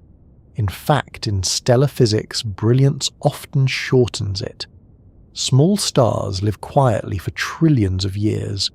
Giant stars burn themselves apart quickly. There is something deeply honest about that trade-off. R136a1 spends energy recklessly. It pours radiation into surrounding space continuously while dismantling itself through stellar winds. The star's future collapse is inevitable from the moment it forms, yet during its brief existence it transforms its environment profoundly. Perhaps the universe builds monsters like R136a1 because transformation itself requires intensity sometimes. Heavy elements require fusion. Fusion requires pressure. Pressure requires gravity. And under the right conditions, gravity occasionally creates stars so enormous that even nature struggles to keep them stable for long. The result is temporary magnificence. A short-lived giant illuminating surrounding darkness before collapse eventually claims it.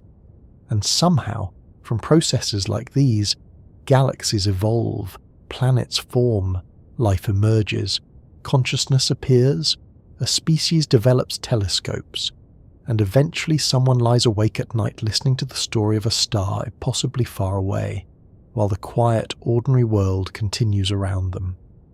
That connection between the immense and the intimate may be the most remarkable thing astronomy offers us. The universe is vast beyond comprehension, yet somehow, after billions of years of stellar evolution and cosmic history, a tiny part of that universe became capable of wondering about itself. And tonight, one of those wonders is a giant unstable star called R136a1, still blazing furiously in the darkness, still balancing against collapse, still reminding us that nature occasionally builds things not because they last forever, but because for a brief moment they can burn brighter than almost anything else in existence.